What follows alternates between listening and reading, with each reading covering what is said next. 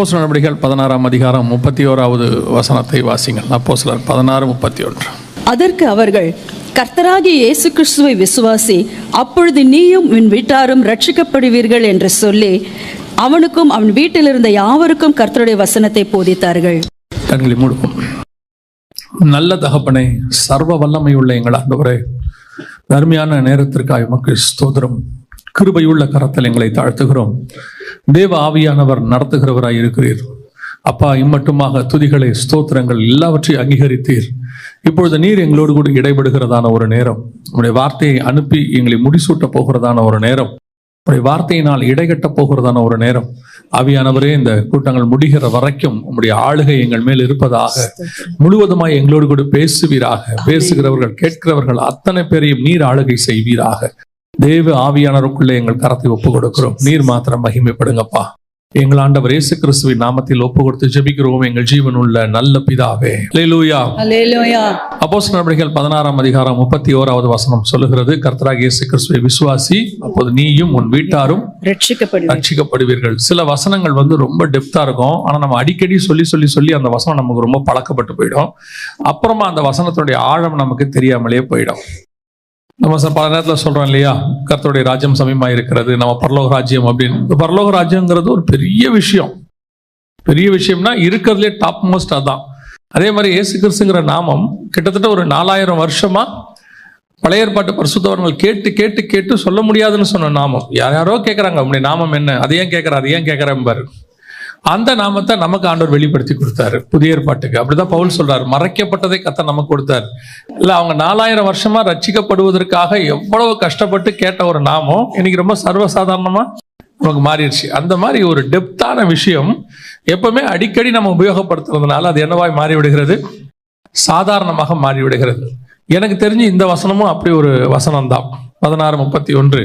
கர்த்தராகிய இயேசு கிறிஸ்துவை விசுவாசி, அப்போது நீயும் உன் வீட்டாரும் என்ன ரட்சிக்கப்படுவீர்கள். நமக்கு முதல்ல ரட்சிப்புன்றதால இப்ப ரொம்ப சாதாரணமாயி போச்சு. நமக்கு கேஷுவலா சொல்லிடுறோம், அவங்க ரட்சிக்கப்பட்டிருக்கிறாங்க, அவ்வளவுதான்.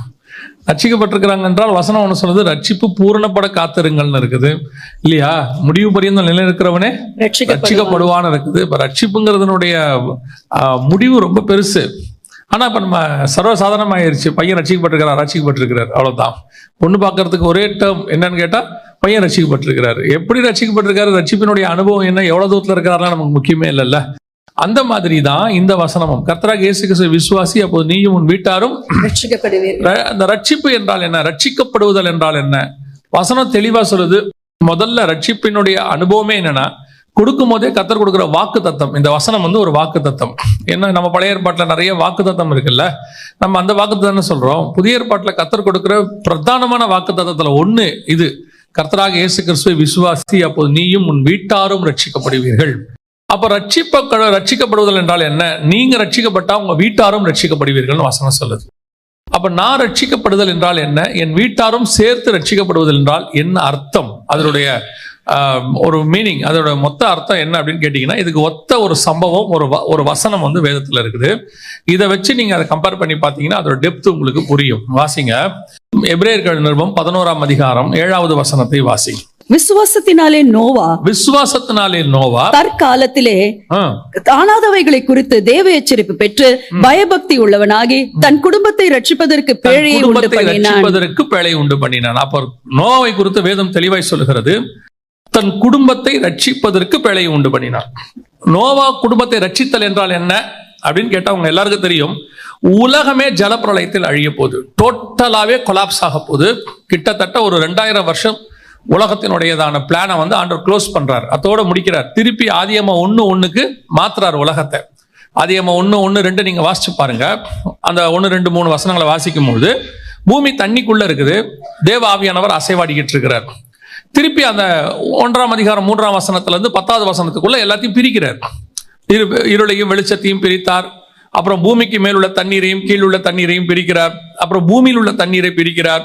அப்புறமா அதுல மரம் செடி கொடியை உண்டாக்குறார். இப்ப திருப்பி பாருங்க, கொலாப்ஸ் பண்றாரு.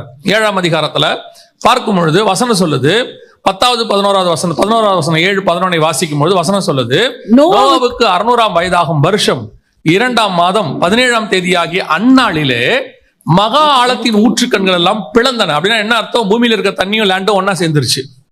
தண்ணியும் பூமியும் ஒன்னா சேர்ந்துருச்சு. வானத்தின் மதகுகள் திற உண்டன. மேல இருக்க தண்ணியும் கீழே இருக்க தண்ணியும் ஒன்னாயிருச்சு. இதே காரியத்தை தான் ஆதியாகமத்துல செய்வாரு. மேல இருக்க தண்ணியும் கீழே இருக்க தண்ணியும் பிரிப்பாரு. பூமியில இருக்க தண்ணியும் லேண்டையும் பிரிப்பாரு. இதை திருப்பி கொலாப்ஸ் பண்றாரு ஆண்டவர். கொலாப்ஸ் பண்ணி ஒன்னா ஆக்கிட்டார். திருப்பி ஆதியாகமம் 1, 2, 3 வந்துருச்சு. சோ இவ்வளவு பெரியதான ஒரு பிளான் அது மேல இருக்கு. திருப்பி பாத்தீங்கன்னா ஆவியானவர் ஜலத்தின் மேல அசைவாடி கொண்டு வர அங்க இருக்கும். இங்க பாத்தீங்கன்னா தண்ணிக்கு மேல பேழை இருக்கும். பேழைக்குள்ள புறா இருக்கும். ஆவியானவர் அசைவாடிக்கிட்டு இருப்பார். பேழை ஆடிக்கிட்டு இருக்கும். சேம் அப்படியே அதே கான்செப்டை திருப்பி கொண்டாந்துருவார் 2000 வருஷம் கழிச்சு. அப்போ ஆதியாகமத்துல 1ஆம் அதிகாரத்துல சொல்லப்பட்டதான அந்த பழைய நிலைக்கு பூமியை திருப்புறாரு. டோட்டல் கொலாப்ஸ் பண்றாரு. திருப்பி ரீகிரியேட் பண்ண போறார். அந்த ஒரு சூழ்நிலைக்கு பூமி வரப்போது. அந்த அழிவிலிருந்து வசனம் சொல்லுது, தன் குடும்பத்தை ரட்சிக்கும்படி பேழையை உண்டு பண்ணினார். அப்படின்னா நோவா, இப்ப நீங்க இங்க வசனம் சொல்லுது, கர்த்தராகிய இயேசு கிறிஸ்துவை விசுவாசி, அப்போது நீயும் உன் வீட்டாரும் ரட்சிக்கப்படுவீர்கள். அங்க நோவா தன் குடும்பத்தை ரட்சிப்பதற்கு பேழை உண்டு பண்ணினார். அப்ப என்ன ஆக போது? திருப்பி இப்போ ஒரு 2000 வருஷம் இருக்கு. இன்னும் சொல்ல போனா 4000 வருஷம் இருக்கு.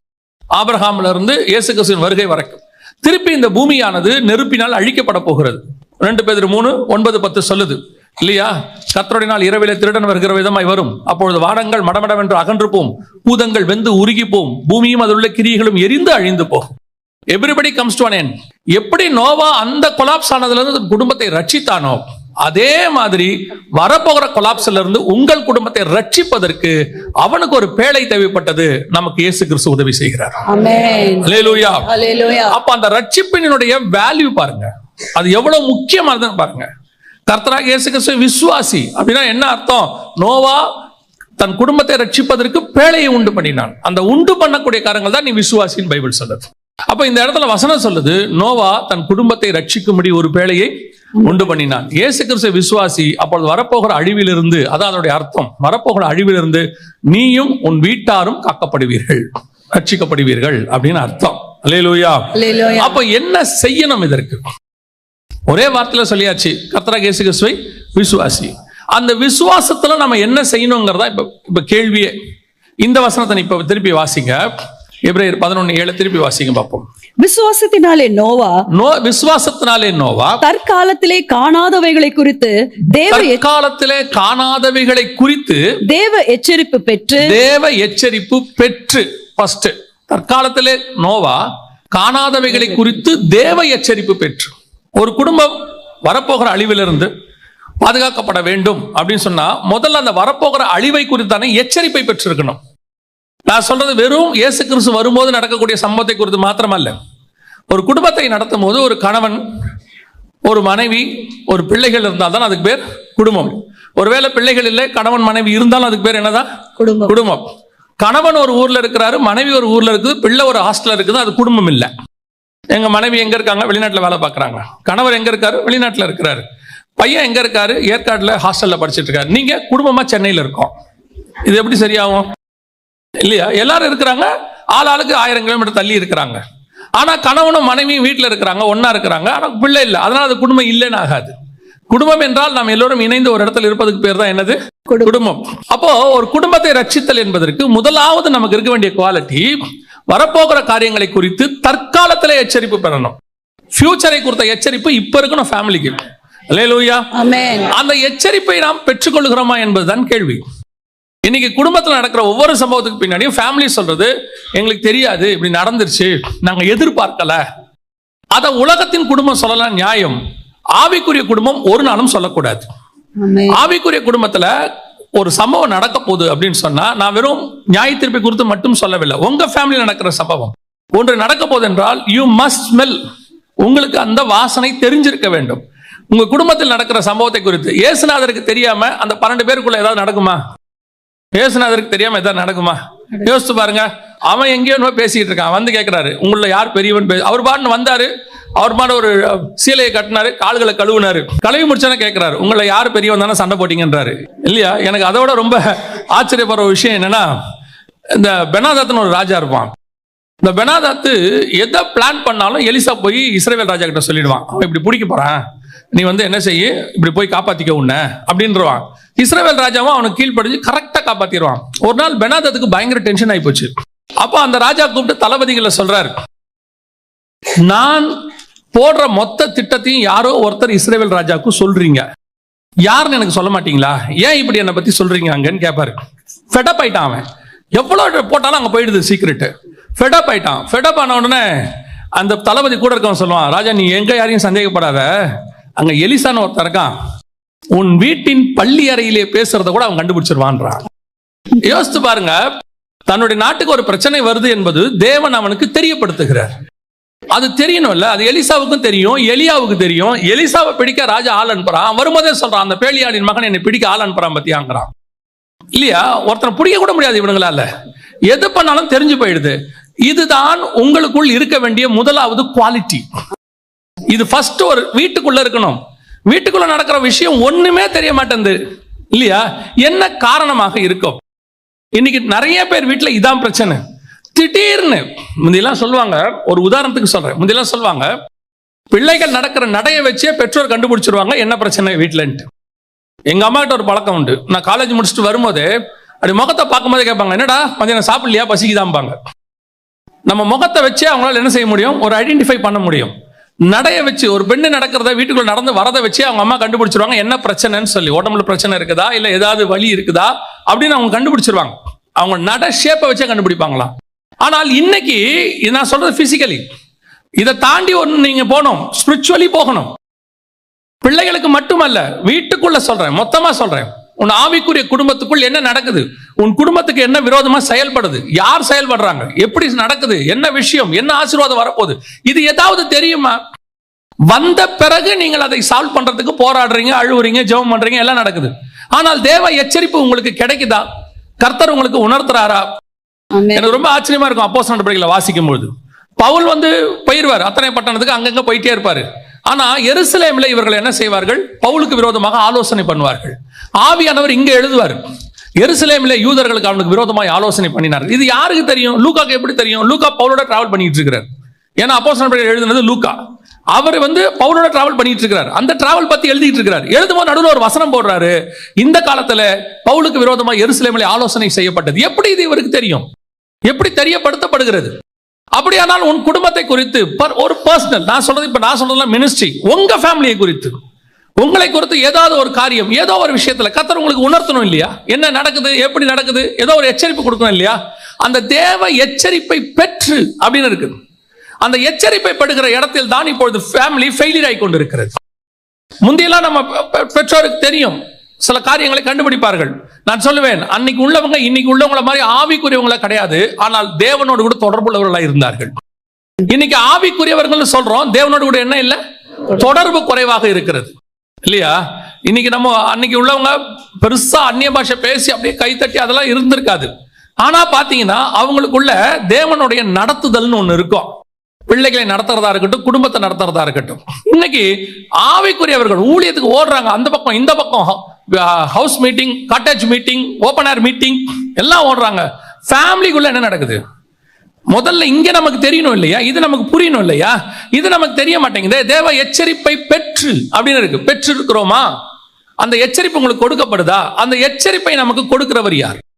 அதான் ரொம்ப இம்பார்ட்டன்ட். அந்த எச்சரிப்பை கொடுக்கிறவர் யார் அப்படின்னு கேட்டீங்கன்னா, வாசிங்க யோவான் எழுதின சுவிசேஷம் 16ஆம் அதிகாரம் 13வது வசனத்தை வாசிங்க. சத்திய ஆவியாகிய அவர் வரும்போது, சத்திய ஆவியாகிய அவர் வரும்பொழுது சகல சத்தியத்துக்குள்ளும் உங்களை நடத்துவார். சகல சத்தியத்துக்குள்ளும் உங்களை நடத்துவார். அவர் தம்முடைய சுயமாய் பேசாமல் தாம் கேள்விப்பட்டவைகள் யாவையும் சொல்லி வரப்போகிற காரியங்களை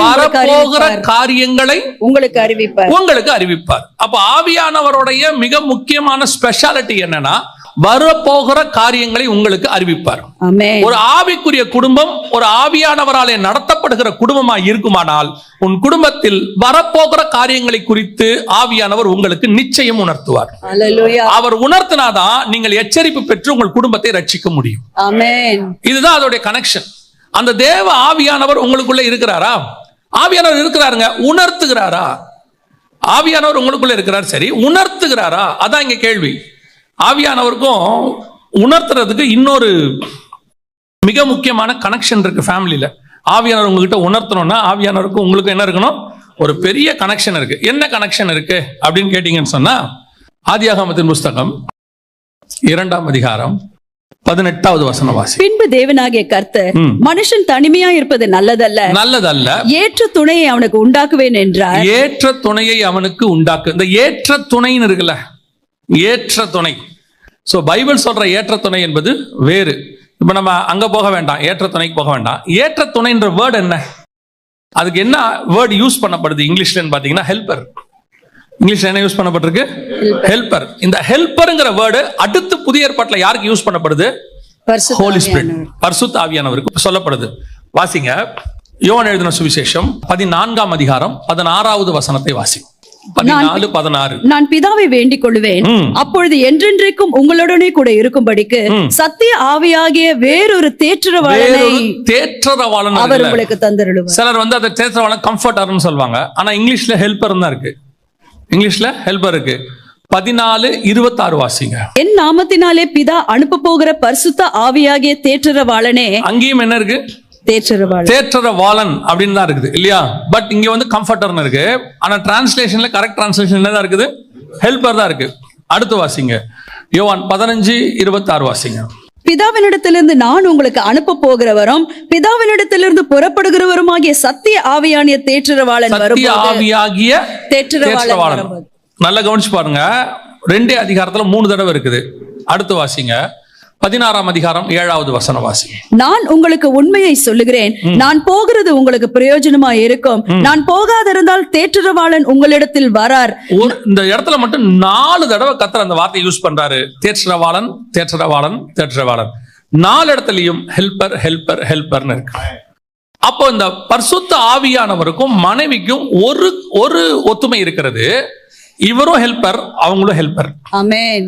இவங்களும் ஹெல்பர், அவங்களும் ஹெல்பர். அப்போ அந்த ஹெல்பரோடைய வேலை என்ன? அந்த இந்த இடத்துல நம்ம வாசிக்கிறோம், வரும் காரியங்களை குறித்து உங்களுக்கு போதிப்பார். அப்ப அந்த ஹெல்பருடைய ஒரு வேலை என்ன? வரும் காரியங்களை குறித்து உங்களுக்கு. ஏன் தேவாலை சொல்லும் பொழுது அவர்கள் ஒரே மாம்சம் உடையவர்கள்னு சொன்னார்னா, அவங்க 2 பேரும் ஒரே மாம்சம் உடையவர்கள், ஒரு மாம்சத்துல இருந்து பிரிச்சு எடுத்தவங்க. ஆவிய நமக்குள்ள இருக்கிறாரு, நாம 2 பேரும் ஒரே ஆவி உடையவர்கள். புரியுதா உங்களுக்கு? இன்னும் கொஞ்சம் சொல்லும் போது எனக்கு ரொம்ப ஆச்சரியமா இருந்துச்சு இந்த சப்ஜெக்டை படிக்கும் போது. இன்னும் கொஞ்சம் உங்களுக்கு டீப்பா போங்க, உங்களுக்கு புரியும். மல்கியா எழுதின புஸ்தகம் 2ஆம் அதிகாரம் 15வது வசனத்தை வாசிங்க. அவர் ஒருவனை அல்லவா படைத்தார், ஆவி அவரிடத்தில் பரிபூர்ணமாய் இருந்ததே, பின்ன ஏன் ஒருவனை படைத்தார்? தேவ பக்தி உள்ள சந்ததியை பெரும்படிதானே. ஆகையால் ஒருவனும் தன் இளவயதின் மனைவிக்கு துரோகம் பண்ணாதபடி உங்கள் ஆவியை குறித்து எச்சரிக்கை. மனைவிக்கு துரோகம் பண்ணா ஆவி வராருங்க.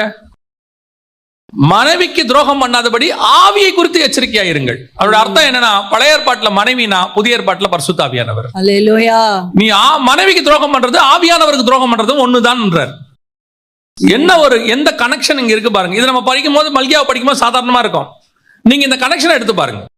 அப்போ ஒரு வீட்டுக்குள் தேவ எச்சரிப்பு நீங்கள் பெற வேண்டுமானால், வரும் காரியங்களை குறித்து பெற்றுக்கொள்ள வேண்டுமானால், மனைவியும் கணவனும் ஒரே ஆவி உடையவர்களா இருக்க வேண்டும்.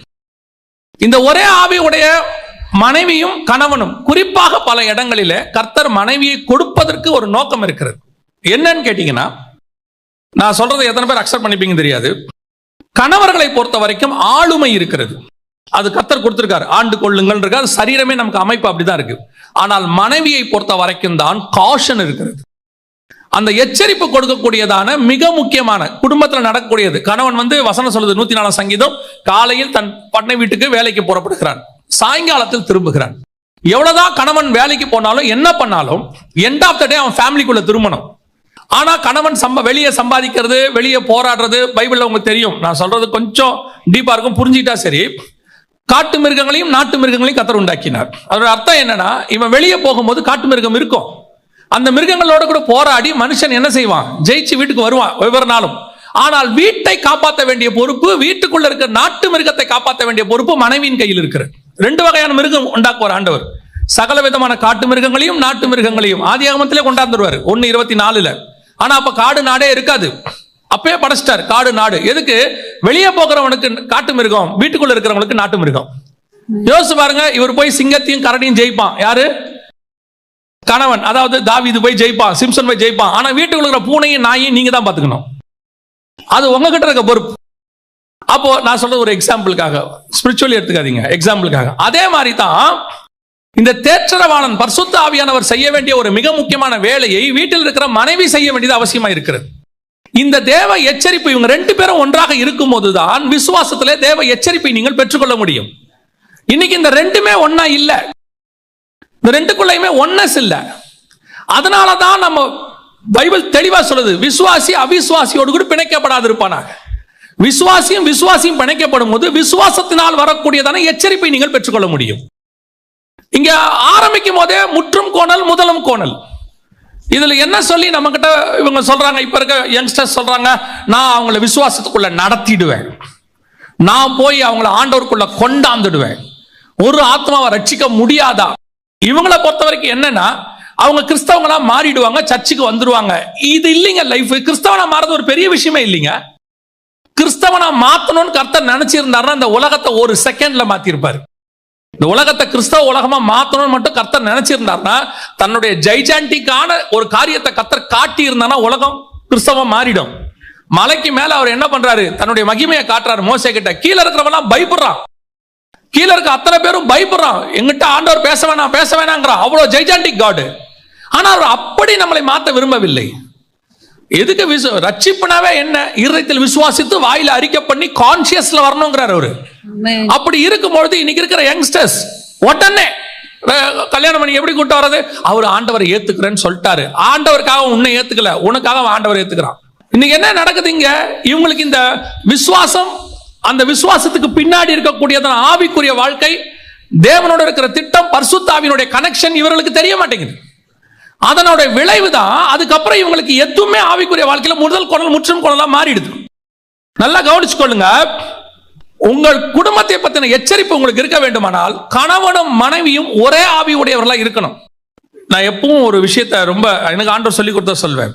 ஆதாமுடைய விழாவிலிருந்து ஏவாளை எடுத்தாருன்னு பைபிள் சொல்லல, ஆதாமின் விழா எலும்புகளில் ஒன்றிலிருந்து. இந்த பர்டிகுலர் வேர்ட் இஸ் இம்பார்ட்டன்ட். அப்ப என்ன அர்த்தம், ஆதாமுக்கு நிறைய விழா இருந்துச்சு, ஆனா கர்த்தர் ஒன்னதான் எடுத்தாரு. அப்படின்னா என்ன அர்த்தம், சபைக்குள்ள நிறைய பசங்க இருப்பாங்க, பொண்ணு இருக்கும், எல்லா ஆவிக்குரிய பொண்ணும் எல்லா ஆவிக்குரிய பையனுக்கும் ஏற்றதல்ல. நம்ம என்ன நினைக்கிறோம், ரட்சிக்கப்பட்டிருக்கு, ஞானஸ்நானம் எடுத்திருக்கு, அபிஷேகம் பெற்றிருக்கு, அப்போ எல்லாமே ஓகே தான். இல்ல, நீங்க ஒரே வீட்டுல பிறந்திருந்தாலும், ராகேலும் லேயாலும் இருந்தாலும், யாக்கோபுக்கு யார் மனைவி என்பது கர்த்தர் திட்டம் பண்ணி வச்சிருப்பாரு. இவர் ராகேல விரும்பலாம், ஆனா கர்த்தர் லேயால தான் பிக்ஸ் பண்ணி வச்சிருக்கிறாரு. பக்கத்து கூடாரத்துல ஆகாரம் இருக்கலாம், சாராளும் இருக்கலாம், ஆனா தேவ திட்டம் சாராள் மேல் இருக்கிறது. இல்ல அந்த அம்மா பிரமாணத்தின்படி எங்களுக்குள்ள வந்துடுச்சு, எங்க பாளையத்துக்குள்ளதான் இருக்குது அப்படின்னா இல்ல கிடையாது. இன்னைக்கு நிறைய பேர் என்ன நினைக்கிறாங்க, ஆவிக்குரிய சபையா இருந்துச்சு, எல்லா பொண்ணும் எல்லா பையனுக்கும். இல்லவே இல்லை. பர்டிகுலரா ஈசாக்குக்கு ரெபேக்காலை கர்த்தர் டிசைட் பண்ணி வச்சிருப்பார். அவர்கள் வரும்போதுதான் இந்த கான்டாக்ட் வரும், தேவ எச்சரிப்பை பெறக்கூடிய கான்டாக்ட். அவர்கள் ஒரே ஆவி உடையவர்களா இருப்பார்கள். நிறைய குடும்பத்துல போய் பாருங்க, மனைவி ஸ்பிரிச்சுவலா ஊழியக்கார, நான் இன்னும் சொல்றேன், நீங்க ஊழியமா இருந்தால் உன் மனைவியினுடைய பார்ட் ரொம்ப இம்பார்ட்டன்ட். அதுல மஸ்ட். ஒரு ஊழியத்துல இவர் ஃப்ரண்ட் லைன்ல சண்டை போட்டுக்கிட்டு இருப்பாரு, ஆனா பின்னாடி வர பிரச்சனைய நிறைய பாஸ்டமா கண்டுபிடிச்சு சொல்லிடுவாங்க, இது என்ன ப்ராப்ளம்ங்கிறத சொல்லுவாங்க. அப்ப நோவாவுக்கு இந்த தேவ எச்சரிப்பு கிடைக்கிற மாதிரி குடும்பத்துல உங்களுக்கும் அந்த தேவ எச்சரிப்பு கிடைக்கணும். இதை நீங்க மனைவிமார்களும் உணரணும். உங்களை எதுக்கு கர்த்தர் அந்த குடும்பத்துக்கு கொடுத்திருக்கிறார், வந்த உடனே குழந்தை பெற்று கொடுத்து ஃபேமிலி, அது மட்டும் இல்ல, அந்த குடும்பத்துக்கு தேவனிடத்துல இருந்து ஒரு திட்டம் இருக்கு. இப்போ நோவாவுடைய குடும்பத்துக்கு தேவனிடத்துல இருந்து ஒரு திட்டம் இருக்கு. என்ன திட்டம், இவங்களை காப்பாத்துறது திட்டம் அல்ல, இவர்களை காப்பாத்தி அதற்கு பிறகு இன்னொரு உலகத்தை இவங்களை வச்சுதான் உண்டாக்கணும். ரெண்டு பார்ட் இருக்கு மோசேக்கு, ரெண்டு பார்ட். என்ன ரெண்டு பார்ட், ஒன்று எகிப்திலிருந்து விடுதலையாக்க வேண்டும், இன்னொன்று கானானில் கொண்டு போய் சேர்க்க வேண்டும். அவர் சொல்லும் போது அந்த ரெண்டு வார்த்தையும் திருப்பி சொல்வாரு, அவர்களை எகிப்தியரின் கைக்கு விடுதலையாக்கவும் அவர்களை அந்த தேசத்திலிருந்து நீக்கி கானானியரும் ஏத்தியரும் எமோரியரும் பெர்சியரும் ஏவியரும் எபூசியரும் இருக்கிற இடமாகிய பாலும் தேனும் ஓடுகிற நலமும் விசாலமுமான தேசத்தில் கொண்டு போய் சேர்க்கவும் இறங்கினேன். ரெண்டு வேலை சொல்றாரு, நான் ரெண்டு வேலைக்காக இறங்கி இருக்கிறேன். ஒன்று விடுதலையாக்கவும், இன்னொன்று கொண்டு போய் சேர்க்கவும். 10வது வசனம், நீ இஸ்ரவேல் புத்திரராகிய என் ஜனத்தை எகிப்திலிருந்து அழைத்து வரும்படி உன்னை பார்வோன் இடத்திற்கு அனுப்புவேன் வா என்றார். கொண்டு போய் சேர்ப்பேன் இல்ல பாருங்க, அந்த வசனத்துல நீ விடுதலையாக்குவாங்கிறதோடு மட்டும் நின்னு போயிடுச்சு பாருங்க. கொண்டு போய் சேர்ப்பேன்னு சொல்லல அவங்ககிட்ட. 2 வேலைக்காக தான் அவர் இறங்கினாரு. ஒன்னு நீ செய்வேன்ட்டாரு, இன்னொன்னு நீ செய்வேன்னு சொல்லல அவர். புரியுதா? கடைசியில மோசே கொண்டு போய் சேர்க்கவே இல்லை. அந்த வேலை யோசுவா கிட்ட போயிருச்சு. அவருடைய அர்த்தம் என்னன்னா, கர்த்தருக்கு தெரியும் அவன் அந்த 2வது வேலையை செய்ய மாட்டான். பல நேரத்தில் கர்த்தர் 2 வேலைக்கு தான் உங்களை அனுப்பி இருக்கிறார். எல்லாருக்குமே 2 வேலை உண்டு. நோவாவுக்கும் 2 வேலை உண்டு. 1, அழிவிலிருந்து இந்த குடும்பத்தை காப்பாற்றுவது. 2, அடுத்த உலகத்தில் குடும்பத்தை பலுகி பெருக பண்ணுவது. 2 வேலையை கர்த்தர் உங்களுக்கு கொடுத்திருக்கிறார். இன்னைக்கு நீங்க 2 வேலையை செய்கிறது இல்லை. ஒரு வேலை என்ன? எது உங்களுக்கு கொடுக்கப்பட்டது? வந்து குடும்பத்தை கட்டுவது. குணசாலியான ஸ்ரீ குடும்பத்தை கட்டுகிறாள், கட்டுவது. அடுத்து உங்களோட வேலை என்ன? ஹெல்பர். ஆண்டவர் சொல்றாரு, பண்படுத்தவும் காக்கவும் வைத்தேன். அதற்கு நான் என்ன பண்றேன்? அவனுக்கு ஒரு ஹெல்பரை உண்டாக்குவேன். இப்ப 2 வேலை இருக்கு, பண்படுத்தணும், காக்கணும். நீங்க என்ன செய்றீங்க? பண்படுத்துறதோட சரி. எது பண்படுத்துறீங்க?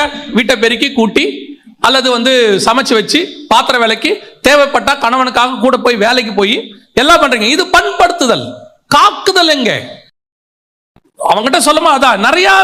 இது நான் ஆணுக்கும் பெண்ணுக்கும் சேர்த்து தான் சொல்றேன். நிறைய குடும்பத்தினுடைய பிரச்சனை இதுதான். பண்படுத்துதல் இருக்கு, காக்குதல் எங்க? ஒன்னு நீ ஒருத்தர் பண்படுத்தணும், இன்னொருத்தர் காக்கணும். கணவன் வேலைக்கு போனா மனைவி உள்ளே பார்க்கணும். ஆவிக்குரிய குடும்பம் ஒரு ஊழியம் பண்றாங்கன்னா பேக் போர்டு இங்க இருக்கு, இங்க நடக்கணும், இங்க விஷயத்தை தெரியணும், இது என்ன பண்ணுதுன்னு தெரியணும். இங்க என்ன ஆகுது? One man show. நீங்கள் அந்த தேற்ற வாளன் என்று சொல்லுகிற பரிசுத்த ஆவியானவர் செய்ய வேண்டிய வேலையை நீங்கள் செய்யவில்லை. அதனுடைய விளைவாய்த்தான் இன்னைக்கு என்ன ஆகுது? தோட்டத்துக்குள்ள பாம்பு வருது. அவன் என்ன செஞ்சான்? பண்படுத்துறான், காக்கல. ஆண்டவர் தெளிவா சொல்றாரு, தோட்டத்தை காவல் செய். அவன் காக்காதனுடைய விளைவு சர்ப்பமானது காட்டு மிருகங்களிலும் சகல காட்டு மிருகங்களை பார்க்கிலும் தந்திரம் உள்ளது. ஆண்டவர், நான் ஏற்கனவே உங்களுக்கு சொன்ன ஞாபகம் இருக்கும்னு நினைக்கிறேன், 2 வகையான மிருகத்தை கர்த்தர் உண்டாக்கினார். நாட்டு மிருகம், காட்டு மிருகம். காட்டு மிருகம் தோட்டத்துக்கு வெளியே உள்ளது. வெளியே இருக்கிற மிருகம் நீங்க உள்ள வந்துடுச்சுல, அந்த உள்ள வரப்போற மிருகத்தினுடைய எச்சரிப்பு உங்களுக்கு இருக்கணும்ல. பவுல் சொல்றாருல்ல, நான் போகிறேன், மந்தையை தப்ப விடாத ஓநாய்கள் வரும். உன்னத பாட்டு சொல்லுதுல்ல, நம்முடைய திராட்சை பழங்கள் பூவும் பிஞ்சுமாய் இருக்கிறது, நரிகளையும் குழி நரிகளையும் பிடியுங்கள். அந்த எச்சரிப்பு. You must know the caution. இன்னைக்கு குடும்பம் உடைவதற்கு காரணம் என்ன? குடும்பத்தை பண்படுத்துகிறவர்கள் இருக்கிறார்கள், காக்கிறவர்கள் இல்லை. அவங்களுக்கு அந்த அந்த காஷனே கிடையாது. அந்த ஒரு ஆள் உட்காரும் போதே வீட்டுல தெரியணும் இவன் யாரு. நான் இப்பவும் சொல்றேன், பிசாசு கருப்பா கொம்போட வாளோட வராது, வரவே வராது. ஒரு காலகட்டம் வரைக்கும் தான் உங்களுக்கு வெளியே பெலிஸ்தியன் கிட்ட இருந்து சண்டை வரும். ஒரு காலகட்டத்துக்கு அப்புறம் உள்ளுக்குள்ள இருக்கிற சவுல் கிட்ட இருந்து சண்டை வரும். அதுக்கப்புறம் பெலிஸ்தியன் துரத்த மாட்டான், அவங்கள சவுல் தான் துரத்துவான். நீங்க பெலிஸ்தியனையே பார்த்து நிற்பீங்க, பெலிஸ்தியன் வருவான், பின்னாடி சவுல் வந்துருவான். இயேசு கிறிஸ்து முதலாவதாக யூதாசால் காட்டி கொடுக்கப்படும். அதுக்கு முன்னாடி பரிசேயர் சதுசேயர், சொந்த ஜனங்கள். அதற்கு பிறகுதான் ரோமர் வரான், ரோமர் கையில் ஒப்படைக்கிறாங்க. ரெண்டு போராட்டம் இருக்கும். அப்ப உள்ளுக்குள்ள இருக்கிற போராட்டத்தை ஸ்மெல் பண்ண வேண்டியது உங்க வேலை. உங்களுக்கு தெரியணும். அந்த எச்சரிப்பு, தேவ எச்சரிப்பு பெற்றாதானே நீங்க பாதுகாப்பீங்க. அதை பத்தின இன்னைக்கு காஷனே குடும்பத்துல இல்லையே. எந்த ஒரு விஷயம் வரும்போது உங்களுக்கு காஷன் இருக்கணும். நான் சொல்றது வெறும் மனுஷங்கள்ல மட்டும் இல்ல. ஒரு பொருளாதார பிரச்சனை வரப்போதா, யூ மஸ்ட் நோ. இயேசுநாதர் எதுக்கு எல்லாத்தையும் சொல்றாரு? நான் இதோ உங்களுக்கு முன்பதாகவே அறிவித்திருக்கிறேன். ஏன் முன்னாடியே சொல்றாரு? என் பிள்ளைகள் அதுல மாட்டிக்கொள்ள கூடாது என்பதற்காக. அதான் பைபிள் தெளிவா சொல்றது, வரும் காரியங்களை குறித்து என்னிடத்துல கேளுங்கள், நான் உங்களுக்கு மறு உத்தரவு அருளுவேன். இன்னைக்கு குடும்பத்துக்கு விரோதமாக பிசாசு ஒரு சபையை உடைக்கணும்னா நேரா சபையை உடைக்க மாட்டான். சபைக்குள்ள இருக்கிற குடும்பங்கள் வழியா தான் சபைக்குள்ள வருவான். அப்ப சபைக்குள்ள வரக்கூடியதை யார் கண்டுபிடிக்கணும்? we must know. தெரிஞ்சிருக்கணும் சபைக்குள்ள. அதுக்கு நீங்க உளவுத்துறை வைக்கணும், ஸ்பை வைக்கணும் கிடையாது. அது வேஸ்ட், ஃபெயிலியர். இஸ்ரவேலுடைய ஃபெயிலியரே இன்னைக்கு எல்லாரும் சொல்லுவாங்க, இஸ்ரவேலுடைய ஸ்பை தாங்க பயங்கர மொசாட்டு தான், வேர்ல்ட்லயே பெஸ்ட்பாங்க. இஸ்ரவேலுடைய வீழ்ச்சிக்கு காரணமே அந்த ஸ்பை தான். அவன் கர்த்தரை நம்புறதுக்கு பதிலாக ஸ்பையை நம்ப ஆரம்பிச்சிட்டான் இல்லையா? அவன் எகிப்துல இருந்து புறப்பட்டு வரும்போது ஒவ்வொரு இடத்துக்கும் அவன் என்ன செய்வான்னு கேட்டீங்கன்னா, ஆட்களை அனுப்புறதெல்லாம் அவனுக்கு கிடையவே கிடையாது. கர்த்தர் சொல்லுவாரு, போவான், சண்டை போடுவாங்க, கர்த்தர் யுத்தம் பண்ணுவாரு. திடீர்னு ஒரு முடிவு எடுக்கிறாங்க கானானுக்கு மட்டும். என்ன முடிவு எடுக்கிறாங்கன்னா, நம்ம என்ன செய்வோம்? ஸ்பை அனுப்புவோம், ஸ்பை அனுப்பி கானான் எப்படி இருக்குன்னு பார்ப்போம் அப்படிங்கிறாங்க. இப்ப கர்த்தர் சொல்றாரு, போக சொல்லுன்றார். மோசே தெளிவா எழுதுவாரு, உங்கள் நிமித்தம் நான் ஒத்துக்கிட்டேன் பாரு. அதுக்கு இவன் பிரஷர் கொடுத்துட்டான் மோசேய. ஸ்பை போய் என்ன பண்ணிட்டான், வந்து ராங் நியூஸ் கொடுத்துட்டான். இன்னைக்கு அந்த ஸ்பை வந்து இன்னைக்கு வேர்ல்டுலயே அவன் வந்து சூப்பரான ஸ்பைன்னு சொல்றாங்க இன்னைக்கு. ஆனா அவன் வீழ்ச்சிக்கு ஆரம்பிச்சதே ஸ்பை தான். கர்த்தருக்கு பதிலாக ஸ்பையை நம்ப ஆரம்பிச்சிட்டான். இன்னைக்கு நம்ம ஸ்பை எல்லாம் வச்சு இங்க செட் ஆகாது. நமக்கு ஒரு ஸ்பை இருக்கிறார், அவர் தான் ஹோலி ஸ்பிரிட். அவர் உனக்கு சொல்லுவார் உன் குடும்பத்துக்கு விரோதமாக என்ன நடக்குது, உனக்கு விரோதமாக என்ன செயல்படுறாங்க, யார் என்ன பேசுறாங்க. அது எதுக்கு? அவனுக்கு விரோதமா நம்ம எழும்புறதுக்கு இல்ல, அதுல இருந்து நம்மை பாதுகாத்துக் கொள்வதற்கு. சிலரோட உட்காரும் போதே உங்களுக்கு அந்த டிஸ்டன்ஸ் தெரியும். சிலரோட பேசும் போதே அந்த ஆவியில உங்களுக்கு ஒரு டிஸ்டர்பன்ஸ் தெரியும். உங்க வீட்டுக்குள்ள ஒருத்தர் நுழையும் போதே உங்களுக்கு ஒரு டிஸ்டர்பன்ஸ் தெரியணும். விட்டுட்டு அதுக்கப்புறம் நீங்க கவலைப்படுறதுல பிரயோஜனம் இல்லை. அந்த எச்சரிப்பு அதான் வசனம் சொல்லுது. நோவா தற்காலத்தில் காணாதவைகளை குறித்து தேவ எச்சரிப்பு பெற்று. அப்ப இந்த ரெண்டு பேரும், அந்த ஆதாமும் ஏவாளும் ஹெல்ப்பரும், அப்ப குடும்பத்தில் இருக்கிற ரெண்டு பேரும் கணவனும் மனைவியுமாக அந்த ஸ்பையை புரியணும். அந்த ஆவியானவருடைய சத்தத்துக்கு கொடுக்கணும். அவர் கொடுக்கும் போது நீங்கள் தேவ எச்சரிப்பு பெறணும். அதையும் தாண்டி ஒரு சம்பவம் நடக்குதுன்னா கர்த்தர் எதுக்கும் அலோ பண்றாருன்னு அர்த்தம். அல்லது அது வேற விஷயம். தாவீதுக்கு நடந்த மாதிரி எதிரில் உள்ளவங்கள நொறுக்குவார், அது வேற விஷயம். யோவாபு செய்யும் போது தாவீதுக்கு தெரியாது, ஆனா யோவாபை கொன்னு போட்டாருன்னு இருக்கு. சில நேரத்தில் கர்த்தரே அவங்கள கொல்றதுக்கு அனுமதி கொடுப்பார், அது வேற விஷயம். ஆனால் நம் குடும்பத்தில் நடப்பது நமக்கு என்ன செய்யணும்? we must know. அதான் ரொம்ப இம்பார்ட்டன்ட். அப்போ நீங்க ரெண்டு பேரும் ஒரே ஆவி உடையவர்களாக, ஒரே காரியத்தை உடையவர்களாக இருந்தாதான் அது நடக்கும். இங்க ஒரே ஆவியே இல்ல வீட்டுக்குள்ள. ஒரே ஒரு ஃபேமிலியில ஒரு பிரேயர் இருக்குதா? இன்னைக்கு ஃபேமிலி பிரேயர் இருக்குதா? நிறைய ஆவிக்குறி குடும்பத்துல ஃபேமிலி பிரேயரே கிடையாது. நியாயப்பிரமாணத்தை ஃபாலோ பண்றான் யூத, ஒரு நாளைக்கு 5 தடவை ஜெபம் பண்றானாமா, 7 தடவை ஜெபம் பண்றானாமா. நீங்க சுயாதீன பிரமாணத்தை ஃபாலோ பண்றவங்க நம்ம ஒரு வாரத்துக்கு ஒரு தடவை ஜெபம் பண்ணீங்களா? டெய்லி பிரேயர் டைம்னு ஒன்று இருக்கா? குடும்பமா உட்காந்து பேசுறீங்களா? சாப்பாடு போட்ட உடனே அதை எடுத்துட்டு ரூமுக்கு போயிடுது பொண்ணு. பையன் எடுத்துக்கிட்டு கம்ப்யூட்டருக்கு முன்னாடி போயிடுறான், பொண்ணு எடுத்துட்டு போனுக்கு முன்னாடி போயிடுது. இந்த அம்மா எடுத்து கிச்சன்லயே சாப்பிட்டுக்கிட்டு இருக்கு, அவரு டிவிக்கு முன்னாடி சாப்பிட்றாரு. ஆனா குடும்பமா சாப்பிட்றாங்க, அதான் ரொம்ப முக்கியம். அதான் ஃபேமிலி. ஒரு சாப்பிட்றதுலே முந்தியெல்லாம் இதெல்லாம் உண்மை இருக்காது, டெக்னாலஜியே இருக்காது. ஆனா சாப்பிடும் போது ஒன்னா இருந்து சாப்பிடணுங்கிறது ஒரு ரூல் இருந்துச்சு. வீட்டுல சாப்பிடும் போது கூப்பிடுவாங்க, வாங்க வாங்க சாப்பிடலான்னு வாங்க. என்ன வேலை போட்டதுனால அதை அப்படியே போட்டு வந்து என்ன செய்வாங்க, உட்காந்து சாப்பிடுவாங்க. இன்னைக்கு இருக்கா அவங்க வீட்டுல? ஒரு குடும்பம் எங்க இருக்கு, எப்படி இருக்கும் நம்ம யோசிச்சு பாருங்க. எங்கேயாவது உட்காந்து இருக்கோமா? வீட்டுல உட்காந்து எல்லாரும் சேர்ந்து ஒரு 5 நிமிஷம் பேசணுமா? நல்லா கவனிச்சு கொள்ளுங்க. குடும்பம் என்பது ஒரு ஐக்கியம். ஒரு மனம் என்பது தேவ ஆவியானவர் கொடுப்பது. அங்கே வரும்போதுதான் அந்த எச்சரிப்பு உங்களுக்கு கிடைக்கும். இல்லாவிட்டால் கிடைக்காது. ஒரு தீர்மானம் எடுங்க, வெரி சிம்பிள் தீர்மானம் தான். நான் சொல்றது ஸ்டார்ட் பண்றது ரொம்ப ஈஸி. டெய்லி ஒரு அரை மணி நேரம் குடும்பமாக உட்காருவோம். ஒரு 9:30 மணிக்கு நீங்க வரீங்களா? வாங்க. பசங்க டியூஷன்ல இருந்து வரட்டும், நீங்களும் உட்காருங்க. உட்காந்து ஒரு அரை மணி நேரம் பசங்களுக்கு, அதுக்கப்புறமா சாப்பாடு போடுங்க. ஒரு ½ an hour டெய்லி ஒரு சங்கீதம் வாசிப்பீங்களோ, இல்லை ஒரு அதிகாரம் வாசிப்பீங்களோ, காஸ்பல் வாசிப்பீங்களோ, வாசிச்சு ஒரு பாட்டு பாடி ஒரு ஜெபம் பண்ண சொல்லுங்க. டெய்லி பசங்களை ஆளாளுக்கு ஒரு அதிகாரத்தை ஒரு நாளைக்கு ஒருத்தரை வாசிக்க சொல்லுங்க. டெய்லி ஒருத்தரை ஜெபம் பண்ண சொல்லுங்க. நான் உங்களுக்கு சொல்றேன், இதனுடைய வேல்யூ உங்களுக்கு இப்ப ஆரம்பிக்கும் போது தெரியாது. உங்களை அறியாமலேயே உங்க குடும்பத்தில் ஒரு பாண்டிங் உருவாகும், ஒரு பாதுகாப்பு உருவாகும். உங்களை அறியாமலேயே கீழ்ப்படிதல், நீங்க என்னென்ன எக்ஸ்பெக்ட் பண்றீங்களோ எல்லாமே உங்க குடும்பத்தில் நடக்கும். அல்லேலூயா. அதான் முதலாவது அவனுக்குள் இருந்தது. தேவ எச்சரிப்பு பெற்று குடும்பத்தை ரட்சி பேழை உண்டு பண்ணினான் இருக்கு இல்லையா? தேவ எச்சரிப்பு பெற்று, அதுல ஃபர்ஸ்ட் பாயிண்ட் தேவ எச்சரிப்பை பெற்றுக் கொண்டான். இரண்டாவது வாசிங்க. விசுவாசத்தினாலே நோவா தற்காலத்திலே காணாதவைகளை குறித்து தேவ எச்சரிப்பு பெற்று பயபக்தி உள்ளவனாகி தன் குடும்பத்தை ரட்சிப்பதற்கு பேழையை உண்டு பண்ணினான். அப்ப இரண்டாவது அவனுக்குள்ள இருந்த சுபாவம் என்ன? இந்த எச்சரிப்பு வந்த உடனே அவனுக்கு என்ன வருது? ஒரு பயபக்தி வருது. அதாவது நிறைய இப்ப இருக்க சபைகள்ல இருக்கிற இரண்டாவது பிரச்சனை என்னன்னா, ஆவியானவர் பேசாமலாம் இல்ல. நிறைய சபைகள் ஆவியானவர் என்ன செய்யறாரு? அவர் பார்த்து அவர் செய்யறார். ஆவியானவர் ஆரம்பத்திலே சொல்லிட்டார். ஆவியானவர் சபைகளுக்கு சொல்லுகிறதை காது உள்ளவன் கேட்க கடவன். ஆவியானவர் பேசுறாரு. ஆனா கேட்டு பயபக்தி உள்ளவன் ஆகிறது நம்ம கிட்ட தான் இருக்குது. இங்க ஊழியக்காரங்க உங்களுக்கு போதிக்கிறாங்க, அதன்படி செய்கிறீர்களா? அது உங்களுக்கு ஏறுகிறதா? பயபக்தி உள்ளவனாகி சில நேரத்துல நாம கொடுக்கக்கூடியதான காஷனை, கொடுக்கக்கூடிய செய்திய வெறும் செய்தியாக எடுத்துக்கொள்கிறோமே ஒழிய அது ஏதோ ஒன்றுக்கான ப்ரிப்பரேஷன் நம்ம எடுத்துக்கிறது இல்லை. எதுக்கு ஆவியானவர் உங்களுக்கு சபையில பேசுறாரு? சபையில பேசும்போது உங்களை மார்க் போடுறதுக்காக ஆவியானவர் பேசல. நல்லா புரிஞ்சுக்கோங்க. எங்க பாஸ்டர் செய்தி கொடுக்கும்போது எங்களுக்கு ஆவியானவர் சொல்லி கொடுத்தது என்னன்னா, அது யார் வேணாலும் பேசட்டும், யார் பேசினாலும் அதில் 5 நிமிஷம் கர்த்தர் கண்டிப்பாய் நம்மோடு பேசுவார். ஒரு செர்மன் அந்த 5 நிமிஷத்துக்கு நீங்க கவனிக்கணும், எந்த 5 நிமிஷம் உங்களுதுன்னு நீங்க பார்க்கணும். நான் சொல்ல புரியுதா?